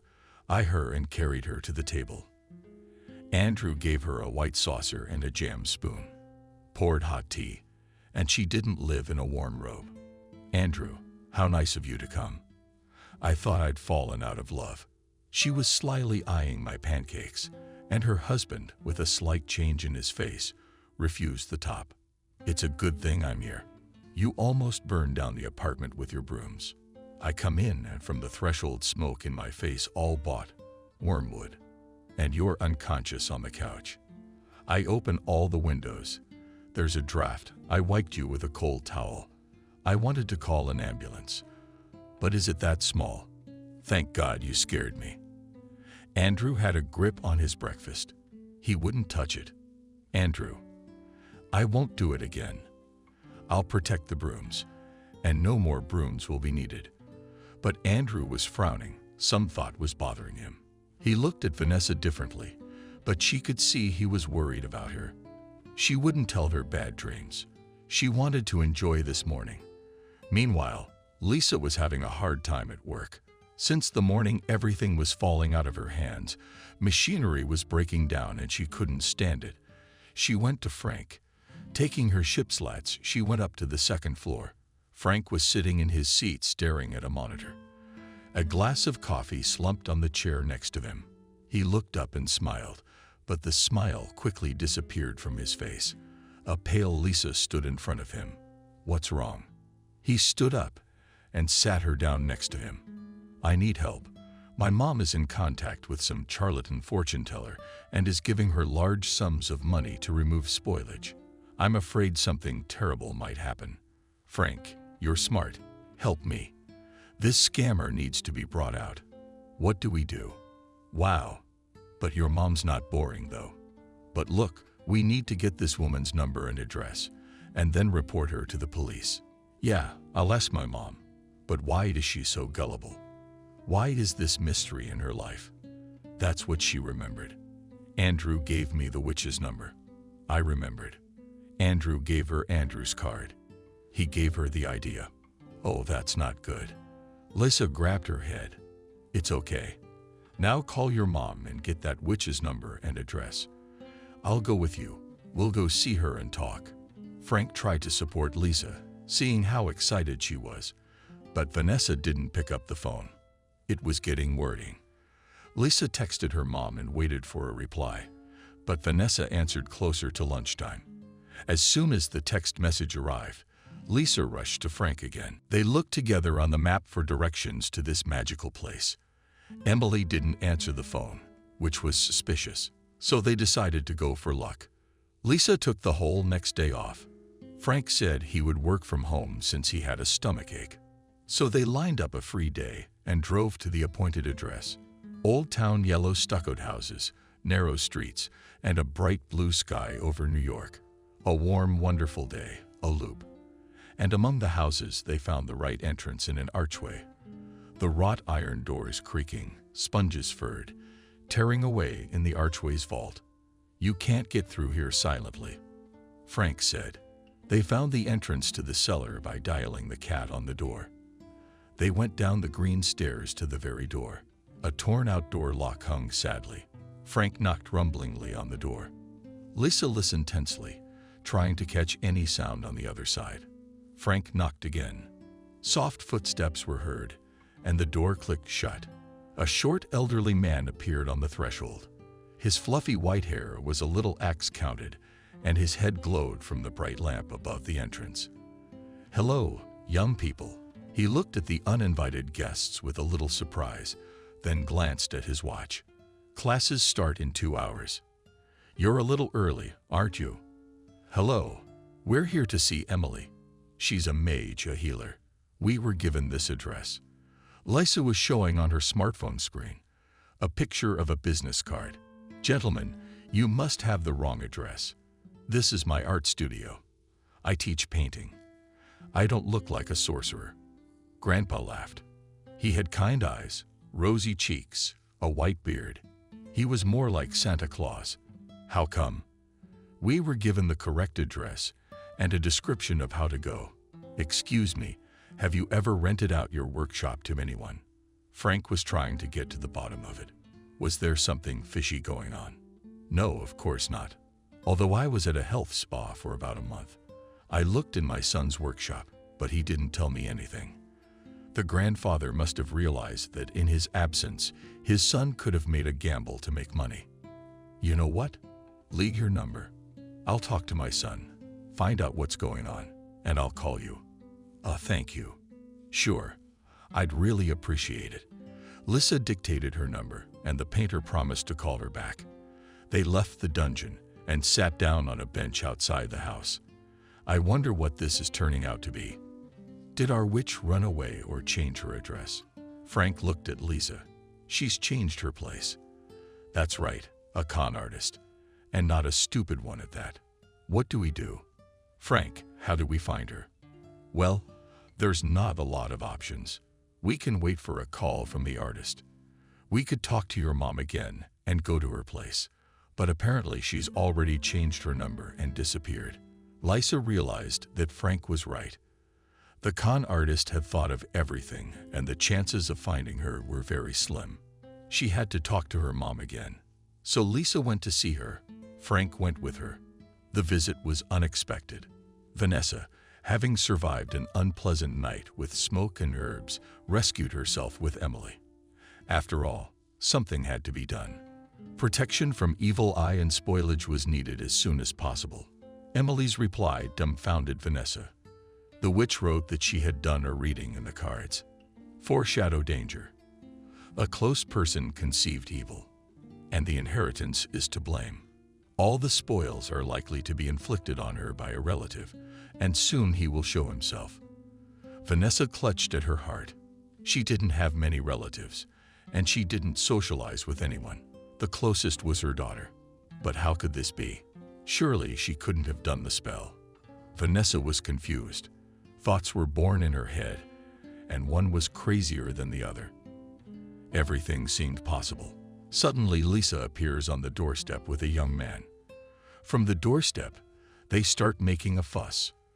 Lisa asks about the witch. Vanessa tries to explain that the woman who Vanessa paid for magical services, a fraud. Vanessa is unwilling to listen to anything. Lisa, stop trying to talk this woman down. She helped me a lot, shouted Vanessa. Mom, wake up. You're being lied to. You've changed so much these weeks. It's like you've been replaced. Lisa almost cried and tried to explain, but her mother didn't want to believe, didn't want to hear. So Frank just forcibly took Lisa away. The argument was useless. As Frank drove Lisa home, she was silent, occasionally wiping away a tear. She wasn't screaming or hysterical. Just Campanella froze. Her face expressed no sadness, nothing. Frank didn't know what to say either. Didn't want to make things worse. He felt like a dog catcher right now. One wrong word, and the explosion would be unavoidable. The evening of sunset power was drowning in pink clouds. They lay on the city, stretched heavenly roads, and above, the sky was frozen like a pearl blue canvas. Here and there flashed sparks of tiny stars, and in the very center, hovered a young country month below the road rumbled. The cars were rushing into the endless distance. A little more, and a streetlight lit up the path. Vanessa couldn't find a place to go. Andrew came in from the store, didn't recognize his wife. Her hair was almost standing on end. She tried to call Emily, but she wasn't picking up. Vanessa, what's going on? What's wrong with you? Andrew put the bags in the hallway, and nothing's happening. Emily canceled the meeting, and I don't have protection. She said she's sending me the amulet. You see, she's looking for a new place to rent because it's being remodeled. What am I supposed to do? I got demons all over me, and she's Vanessa. Come on, I made you some tea to calm you down. I picked it myself. Every blade of grass is good for you. Andrew ran to the kitchen, fussed over Vanessa's dishes, sorted out the bags, put the food on the shelf in the refrigerator. Then her favorite halva caught her eye, and her heart sorely defended her. She took this sweet bar, a box, and sat down at the table. How delicious is this halva? Oh, thank you, Andrew.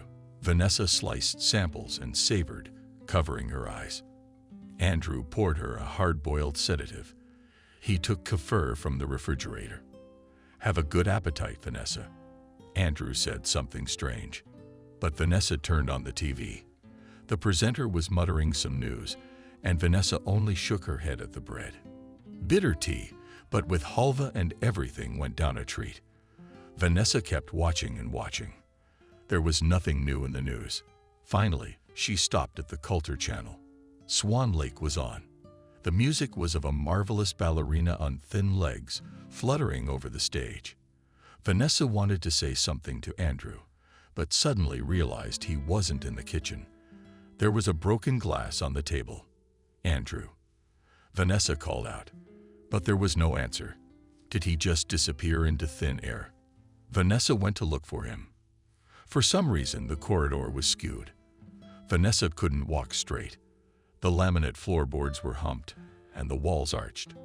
Vanessa called for Andrew, but he didn't answer. He wasn't in the bathroom. There was a black, lacquered grand piano in the living room, too, instead of a table, and it was playing a tune from Swan Lake. Finally, Vanessa went into the bedroom, but it was not her spouse who was there. There was a monster with its head in the bedroom, and it pounced on her. Vanessa screamed, fighting off the clean paws. Music was playing loudly in the kitchen. A black swan appeared on the stage to the ominous chords. Breaking free, she ran out into the hallway, but the floor beneath her feet danced like sea waves, and Vanessa crawled on her knees to the door, screaming and wailing, and she started banging on all the doors. At her screams, the neighbors came out, but Vanessa saw that their faces were distorted with anger. They were pulling in their ugly hands towards her. She didn't understand what was being said to her. The demons seemed to surround her. She screamed, "Help! Help! The demons! They want to kill me! God save me! My sinful soul!" howled Vanessa. Andrew called an ambulance. Vanessa was taken away with paranoid psychosis. The neighbors were shocked by what they saw. Because Vanessa was so calm, so friendly, who'd have thought she'd go crazy? They reread and went to bed. Andrew stayed alone in the apartment. In the morning, he called Lisa to tell her that Vanessa had been taken to the hospital. Lisa was nearly devastated by the news. Andrew also tried to explain his reasons to her in a very rambling way. Lisa suspected something wrong. She tried to reassure herself. Inside, everything was turning upside down. The ground was shifting out from under her feet. She didn't go to work. She couldn't go to the hospital either. The psychiatric ward was closed to the public. She called Frank. Telling everything that had happened, she voiced that she suspected Andrew as well, since the contacts of the fraud had gotten to her mom from him. Frank, not thinking long, suggested Lisa to follow her stepmother. After all, it's the best way to see if Lisa's suspicions are justified. I'm engaged with the camera work and the system. But that, as they say, is sub. I'll bring everything tonight. But I need Andrew to leave. He said he was going to the country house. He's got some errands to run. And I've arranged that I'll come to water the flowers, because there are a lot of them, and it takes time to take care of them. I'm afraid I'll have to stay in my old room. I've got the keys. I'll take my laptop and a few things. I'll meet you at 9 then. Andrew should be gone by then. Lisa felt an inner trepidation. She was afraid to be alone in that apartment, but she wanted to sort things out. In the evening, they met in the driveway. Frank had snatched a very heavy bag. He looked like an ant that had taken on too much weight. The intelligence agent had arrived. Frank equaled Lisa and reported with a stomp of his foot. Lisa laughed. His face was red with exertion, but his sense of humor was intact. The agent laughed. "Let's go. Let's not draw attention to your scores." They went up to the second floor. Lisa was fiddling with the key. The door was a little hard to open. She hadn't opened it in a long time. She'd forgotten the doggy lock was tricky. You can't open it just like that. They walked into a dark corridor. In the gloom, glimpses of the villa on the wall, barely visible. Frank noticed it and dropped his bag and went to look. "Lisa, close the door. Don't turn on the light yet. I noticed something unusual." Lisa shut the door. It had gone completely dark. The only silence was the humming of the refrigerator and the monotonous ticking of the wall clock. "Lisa, come here. Look, there's traces of phosphorus cheese and more paint. Apparently water is soluble. Since it was washed away, erased the traces all over the wall, see?" Frank jabbed his finger at the dimly glowing divots. Lisa took a closer look, and indeed the whole wall was in a drip and fake 8 noticeable glow. "You're right. The wall itself is painted with a durable paint, so it's washable. And someone wrote or painted on it, and then washed it off. That's terrible. Who would do that? Maybe Andrew himself. Maybe he didn't. I think the camera idea is a good one. It's a shame they didn't think of it sooner. But a good idea comes afterward." Frank flipped the switch on the chandelier, illuminating the hallway. Lisa opened her room. Everything in it was the same as before. She'd moved out of her mom's. 5 years ago, there had been a glass bed, a rose closet, and a computer desk. The monitor filled up. The system unit appeared, also stood despondently downstairs, but the chandelier shone properly with all the bulbs. Lisa did not indulge in reminiscing, but she felt the past stirring somewhere in the back of her mind. Even the smell in the room was the same. Frank began to install the system. Everything had to be done as neatly and discreetly as possible. They didn't put cameras only in the bathroom and toilet. It was barely done by nightfall.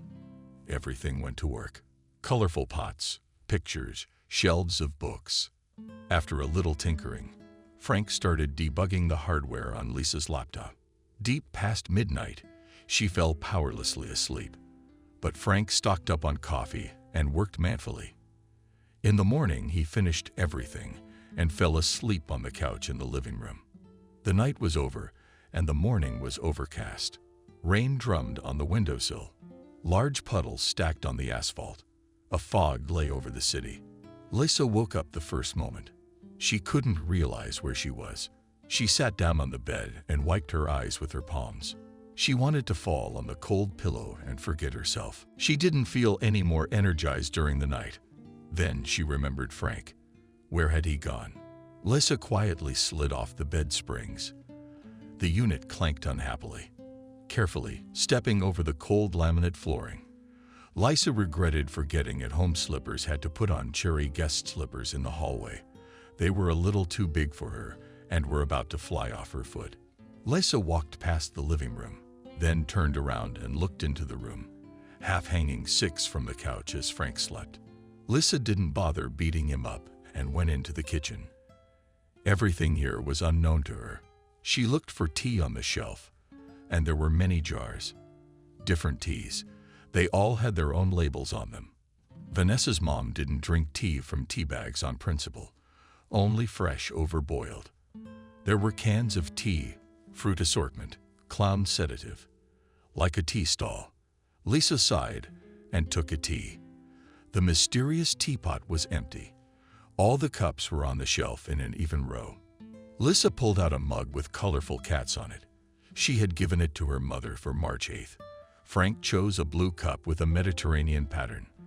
After putting the cups in the kettle, she decided to do an audit of the refrigerator. But it was almost empty. It was as if a hurricane had blown through.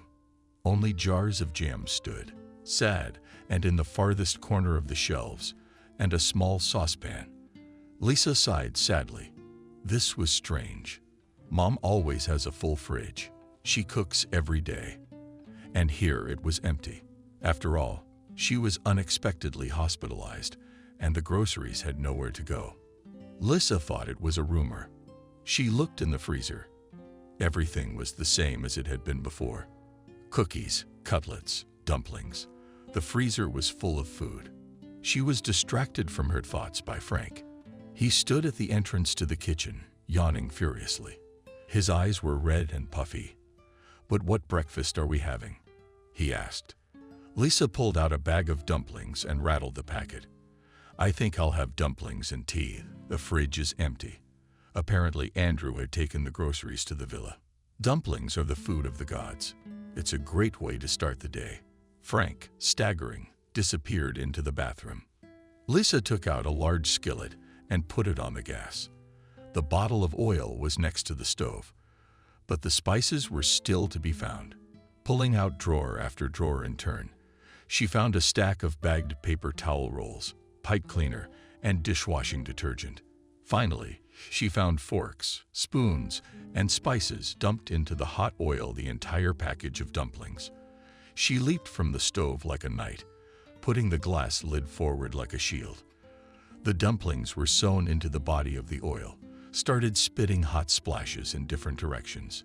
It was scary to approach the stove, but Frank came to the rescue. He carefully took the spoon and lid from Lisa. "Let a professional do the work. You can rest for a while." Lisa obediently sat down at the tables, turned on the TV. The volume was at maximum.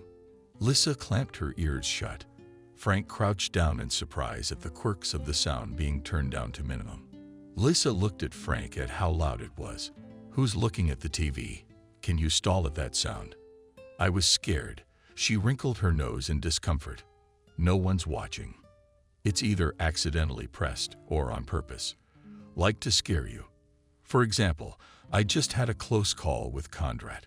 The effect is unbelievable." Frank held on to his heart, leaning back in his chair. "What other surprises will there be? We have to be on the lookout. I don't really want to stay here now, but there's no choice. We'll take the bait." When Frank left, Lisa locked herself in her room. She sat on her bed and looked at the monitor. All the cameras were working properly. Nothing was happening. Out of boredom, she went to check. The violet rack stood with the lights on. It was on-timed. The flowers had cable watering. And so far so good. Lisa ran her hand over the fluffy leaves, velvety like a cat's paws. She liked violets and she was a little girl. Then she decided to watch the bedroom. The bed was shot. Clean carpet everywhere without a speck of dust. A huge closet with glass doors was wall to wall. It had a picture of a beautiful mountain landscape on it. That's where the clothes were stored. Lisa pushed one of the doors open. Inside smelled like her mother's perfume, and there were dresses, pants, and coats hanging. Downstairs were boxes of shoes.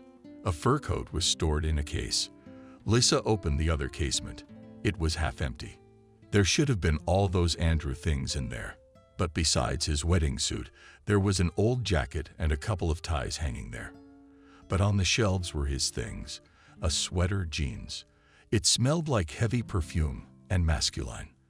Then Lisa hastily closed the closet. There was an earpiece on the dresser at the headboard of the bed. The phone charger lay in a box against the wall. Nothing. Suspicious, though Lisa saw his needles next to the bed. They were crumbling on the carpet.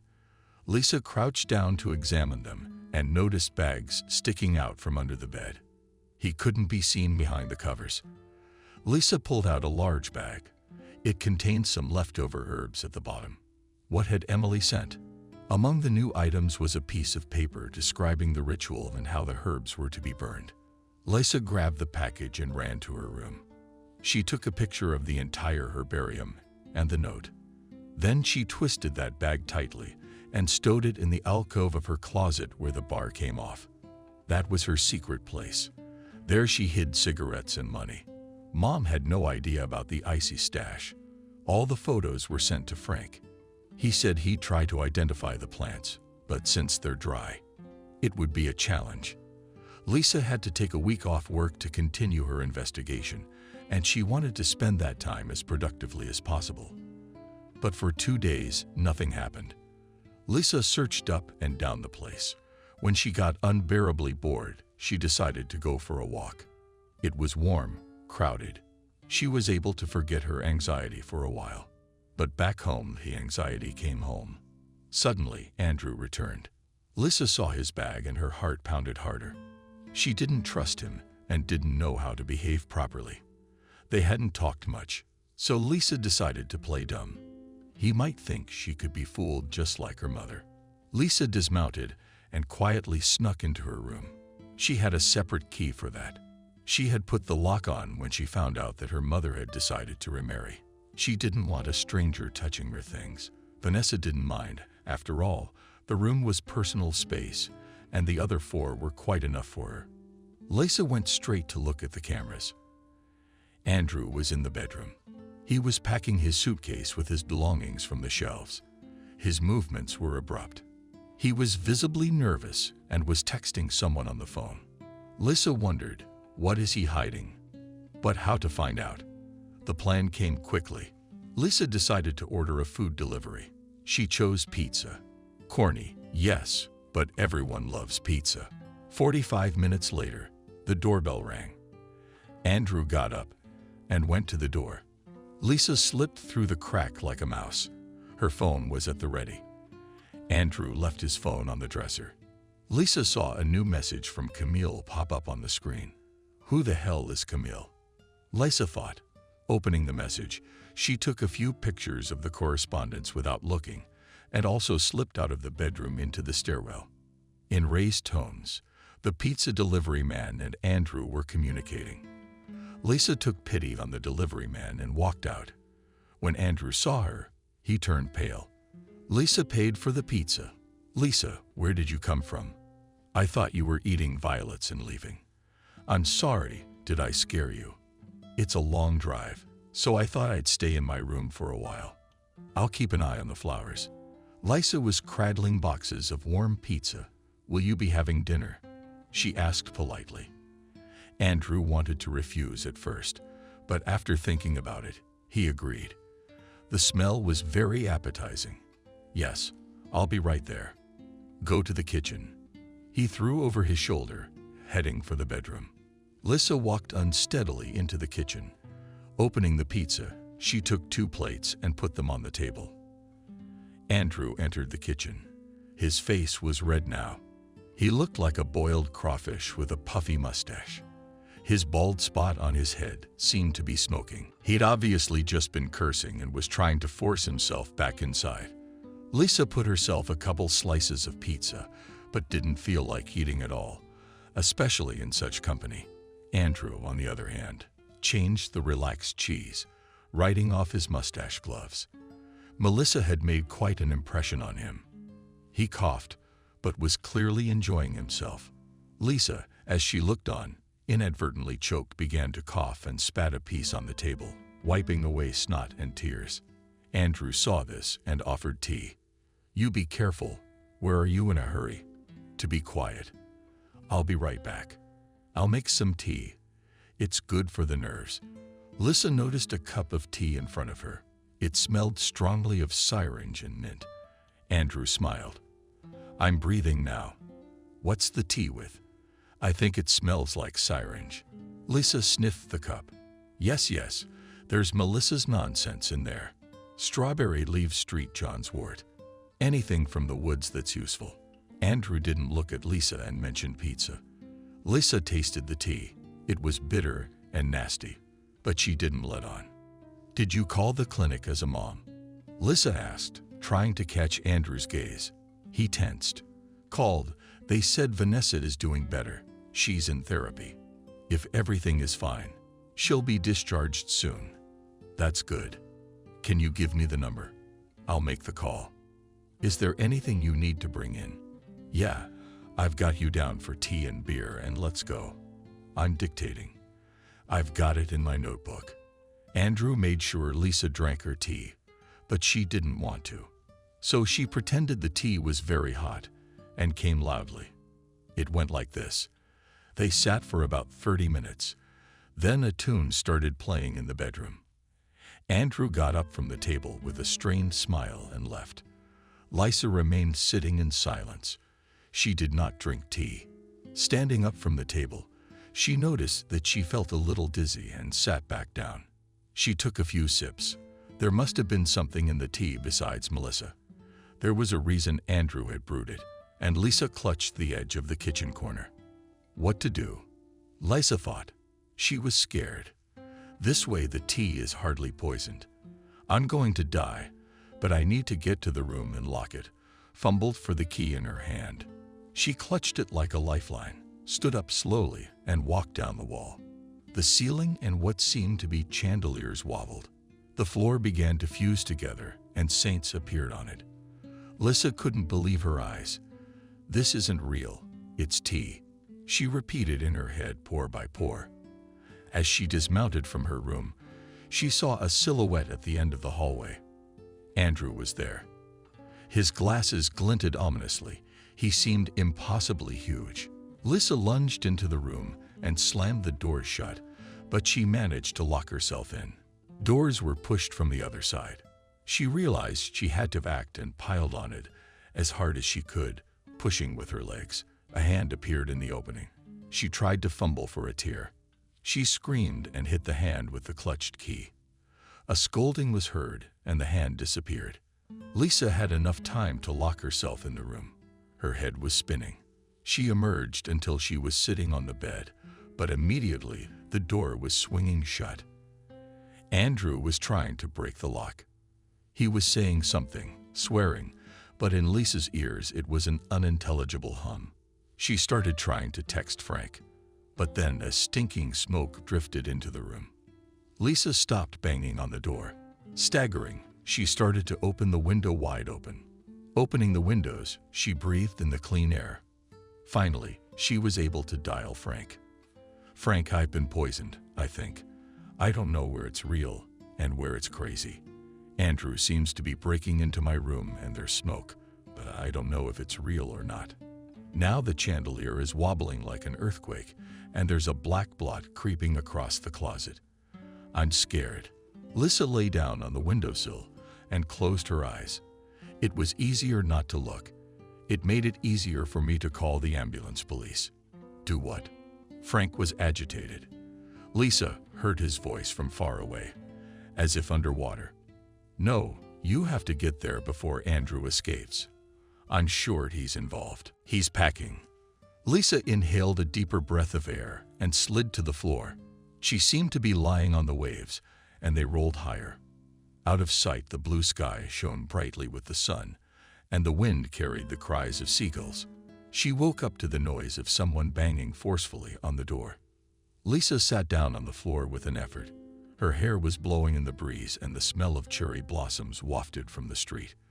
Lisa rubbed her eyes, trying to banish the cloudy veil. Her head grimaced. It seemed to be pulled by an iron hoop.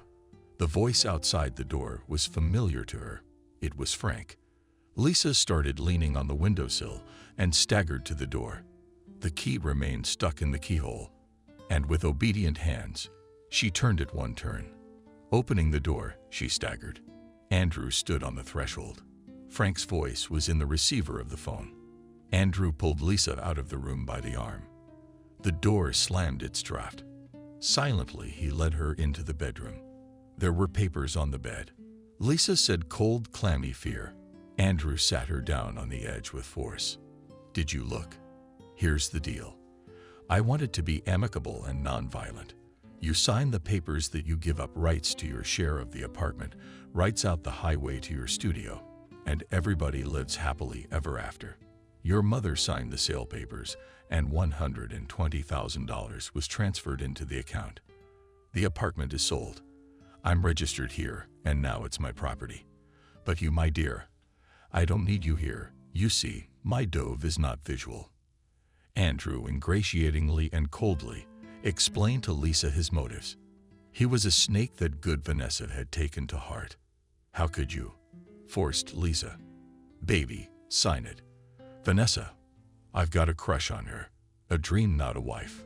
But boring. I'm being nice to her. She'll be in the hospital for a month, and then she'll move on. She could have gone to the cemetery. Sign it. I don't like rudeness." Andrew moved the papers to Lisa and put a pen in front of her. Lisa realized that if this man didn't sign, he could do anything. With a trembling hand, she signed the papers. Andrew deftly wrote them out and patted Lisa on the head. "What a good girl. But not to me. You have an apartment, and you'll get married. I'm not taking your villa. I'm being kind. Nothing personal, just business. Do you know how low academic salaries are?" Andrew packed his things, packed his documents in a suitcase. "And thanks to the naive Babenko, I'll open my own business, live for myself. After all, the main thing is that you have to love a woman, and she will turn your soul out." Andrew left the bedroom. The front door slammed. Lisa fell on the pillow and howled with hopelessness, fear, and self-pity. Some time passed, and she grew tired. calm down." She just lay there, listening, the wall clock flowing in the window, batting for a fly. She could not find her way out of the magazine. The streets of freedom were before her. But what could a little fly do? Lisa sat up on the bed, and there might still be more. There was a laptop computer in the room. Was the footage from the cameras still being recorded? Lisa wiped her face on the shelf and pillows and went into the room. The lock was skewed, and it wouldn't open. All she did was yank the knob in vain. Just then, the front door slammed and Frank appeared on the doorstep. He was running. He couldn't catch his breath. His excitement subsided. He saw Lisa alive. In 3 steps he approached and hugged her tightly. Just kept silent. She could hear his heart pounding hard. She nakedly relaxed, became, finally, calm, safe. The door closed. "We need all the footage from the cameras." "Frank, I was right. Andrew, cheater. He set the whole thing up." Lisa was determined. She felt empowered. Now it was time to act. Frank opened the doors only harder with his shoulder, the key falling to the laminate floor with a clatter. The laptop had recorded everything from the cameras. They had proof. Lisa had also collected all the tea to take to forensics. They filed a report the same day, but it was as if Andrew's footprints had vanished. "I had to find Emily, or maybe her name was really Camille." After all, Andrew had been corresponding with an unknown woman. A few days passed. The results of the tests came back. Almost all the tea was poisonous in small doses, powers, and were jeweled and composed in a competent manner. They were unlikely to kill, but they did cause hallucinations. Long sleeps could, with regular use, drive one insane.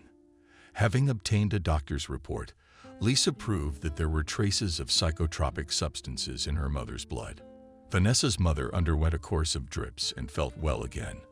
But Lisa didn't immediately to tell her mother why she needed to get into a confusing situation with the apartment, and Andrew needed time to maneuver.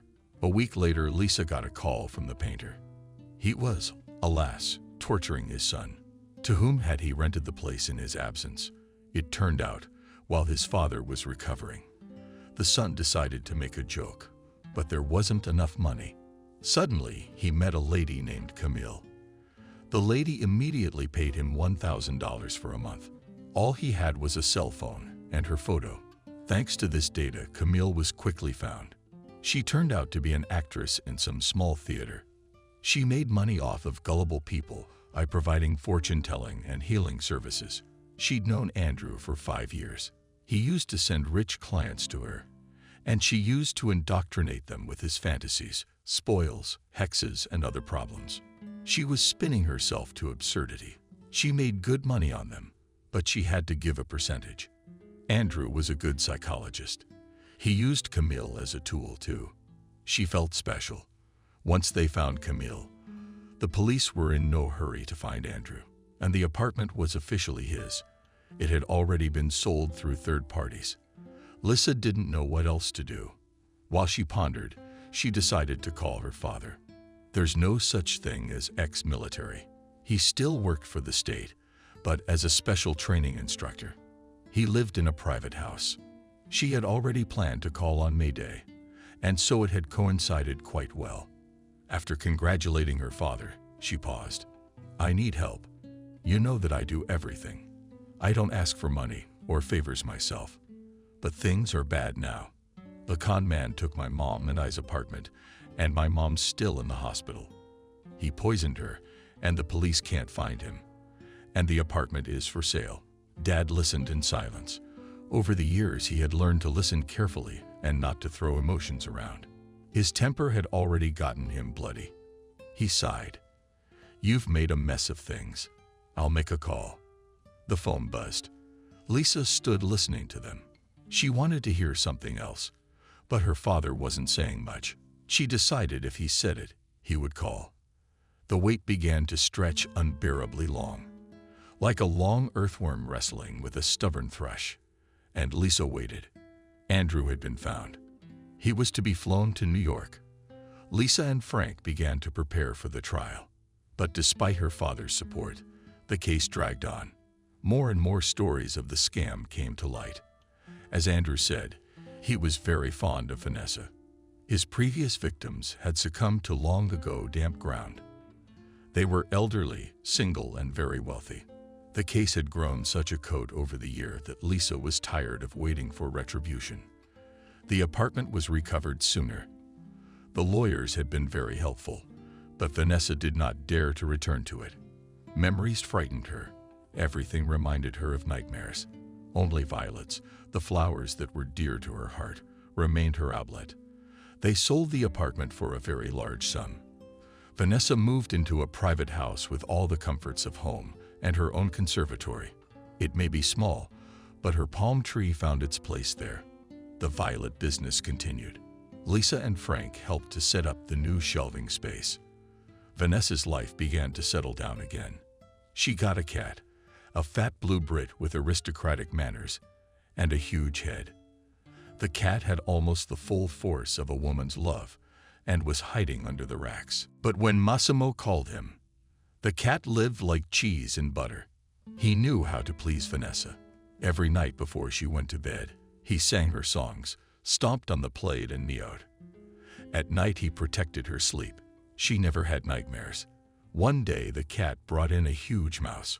All morning he guarded it under the neighbor's shed. The cat howled proudly, carrying the trophy. Vanessa was sitting in the arbor, parsing violet leaves. Suddenly, she heard a pleasant male voice, "A handsome. What kind of cat?" "A real hunter. And you steps and steps, howling like a hussar." Vanessa even began to see who it was that was so praising her cat. A neighbor came to the villa. He, leaning on the wooden fence, watched the cat. "The cat is your prey to the mistress," and the tanned man watched him with delight. "This is Marquez. We are a British cat. He is a good hunter," Vanessa said proudly. "The cat is a marvel. I haven't been here for a long time, and there's a cat with mice under the barn. You're new here, aren't you?" "My name's Nick." The neighbor stood under the apple tree like Apollo in a plaid shirt. "Nice to meet you. I'm Vanessa. I've been living here for a few months now." "Vanessa, would you like to grill a steak tonight? It's my birthday tonight. I'm on vacation. Finally, the freedom of life. I don't mind in principle, but only with the cat." Vanessa looked at the meat. He did not live, sitting in the grass under the rays of the sun. His fur coat glistened like a mink coat. "Of course, he's invited too. I'm expecting you." Vanessa sat down at the table to sort out the violets. It's good to have a cat like that. Life is getting better. In the summer, life changed for the daughter. Lisa received an offer from Frank. They decided they would have a very nice wedding. But first won the court luck, and Lisa's father was on the side of justice and clutching a folder of documents. She came out the winner. It was all in the past. Andrew relied on forensic video evidence to prove his guilt. Neither Vanessa nor Lisa saw him again. Finally, it was possible to breathe fully. Lisa and Frank arrived at Vanessa's new home. The large apple orchard was a nice addition to the house. Young apple trees stood, all studded with different varieties of apples. There was emerald grass everywhere you looked. Lisa was lounging on the recliner, eating cherries. There was a huge basin of berries in front of them. She watched her Frank help her neighbor Nick with the grill. The men were determined to try to build a fire. Vanessa and the cat were enjoying the warm summer. The cat was lying to himself in the sunshine, and Vanessa was relaxing on the swing under the apple tree. It was about to ripen.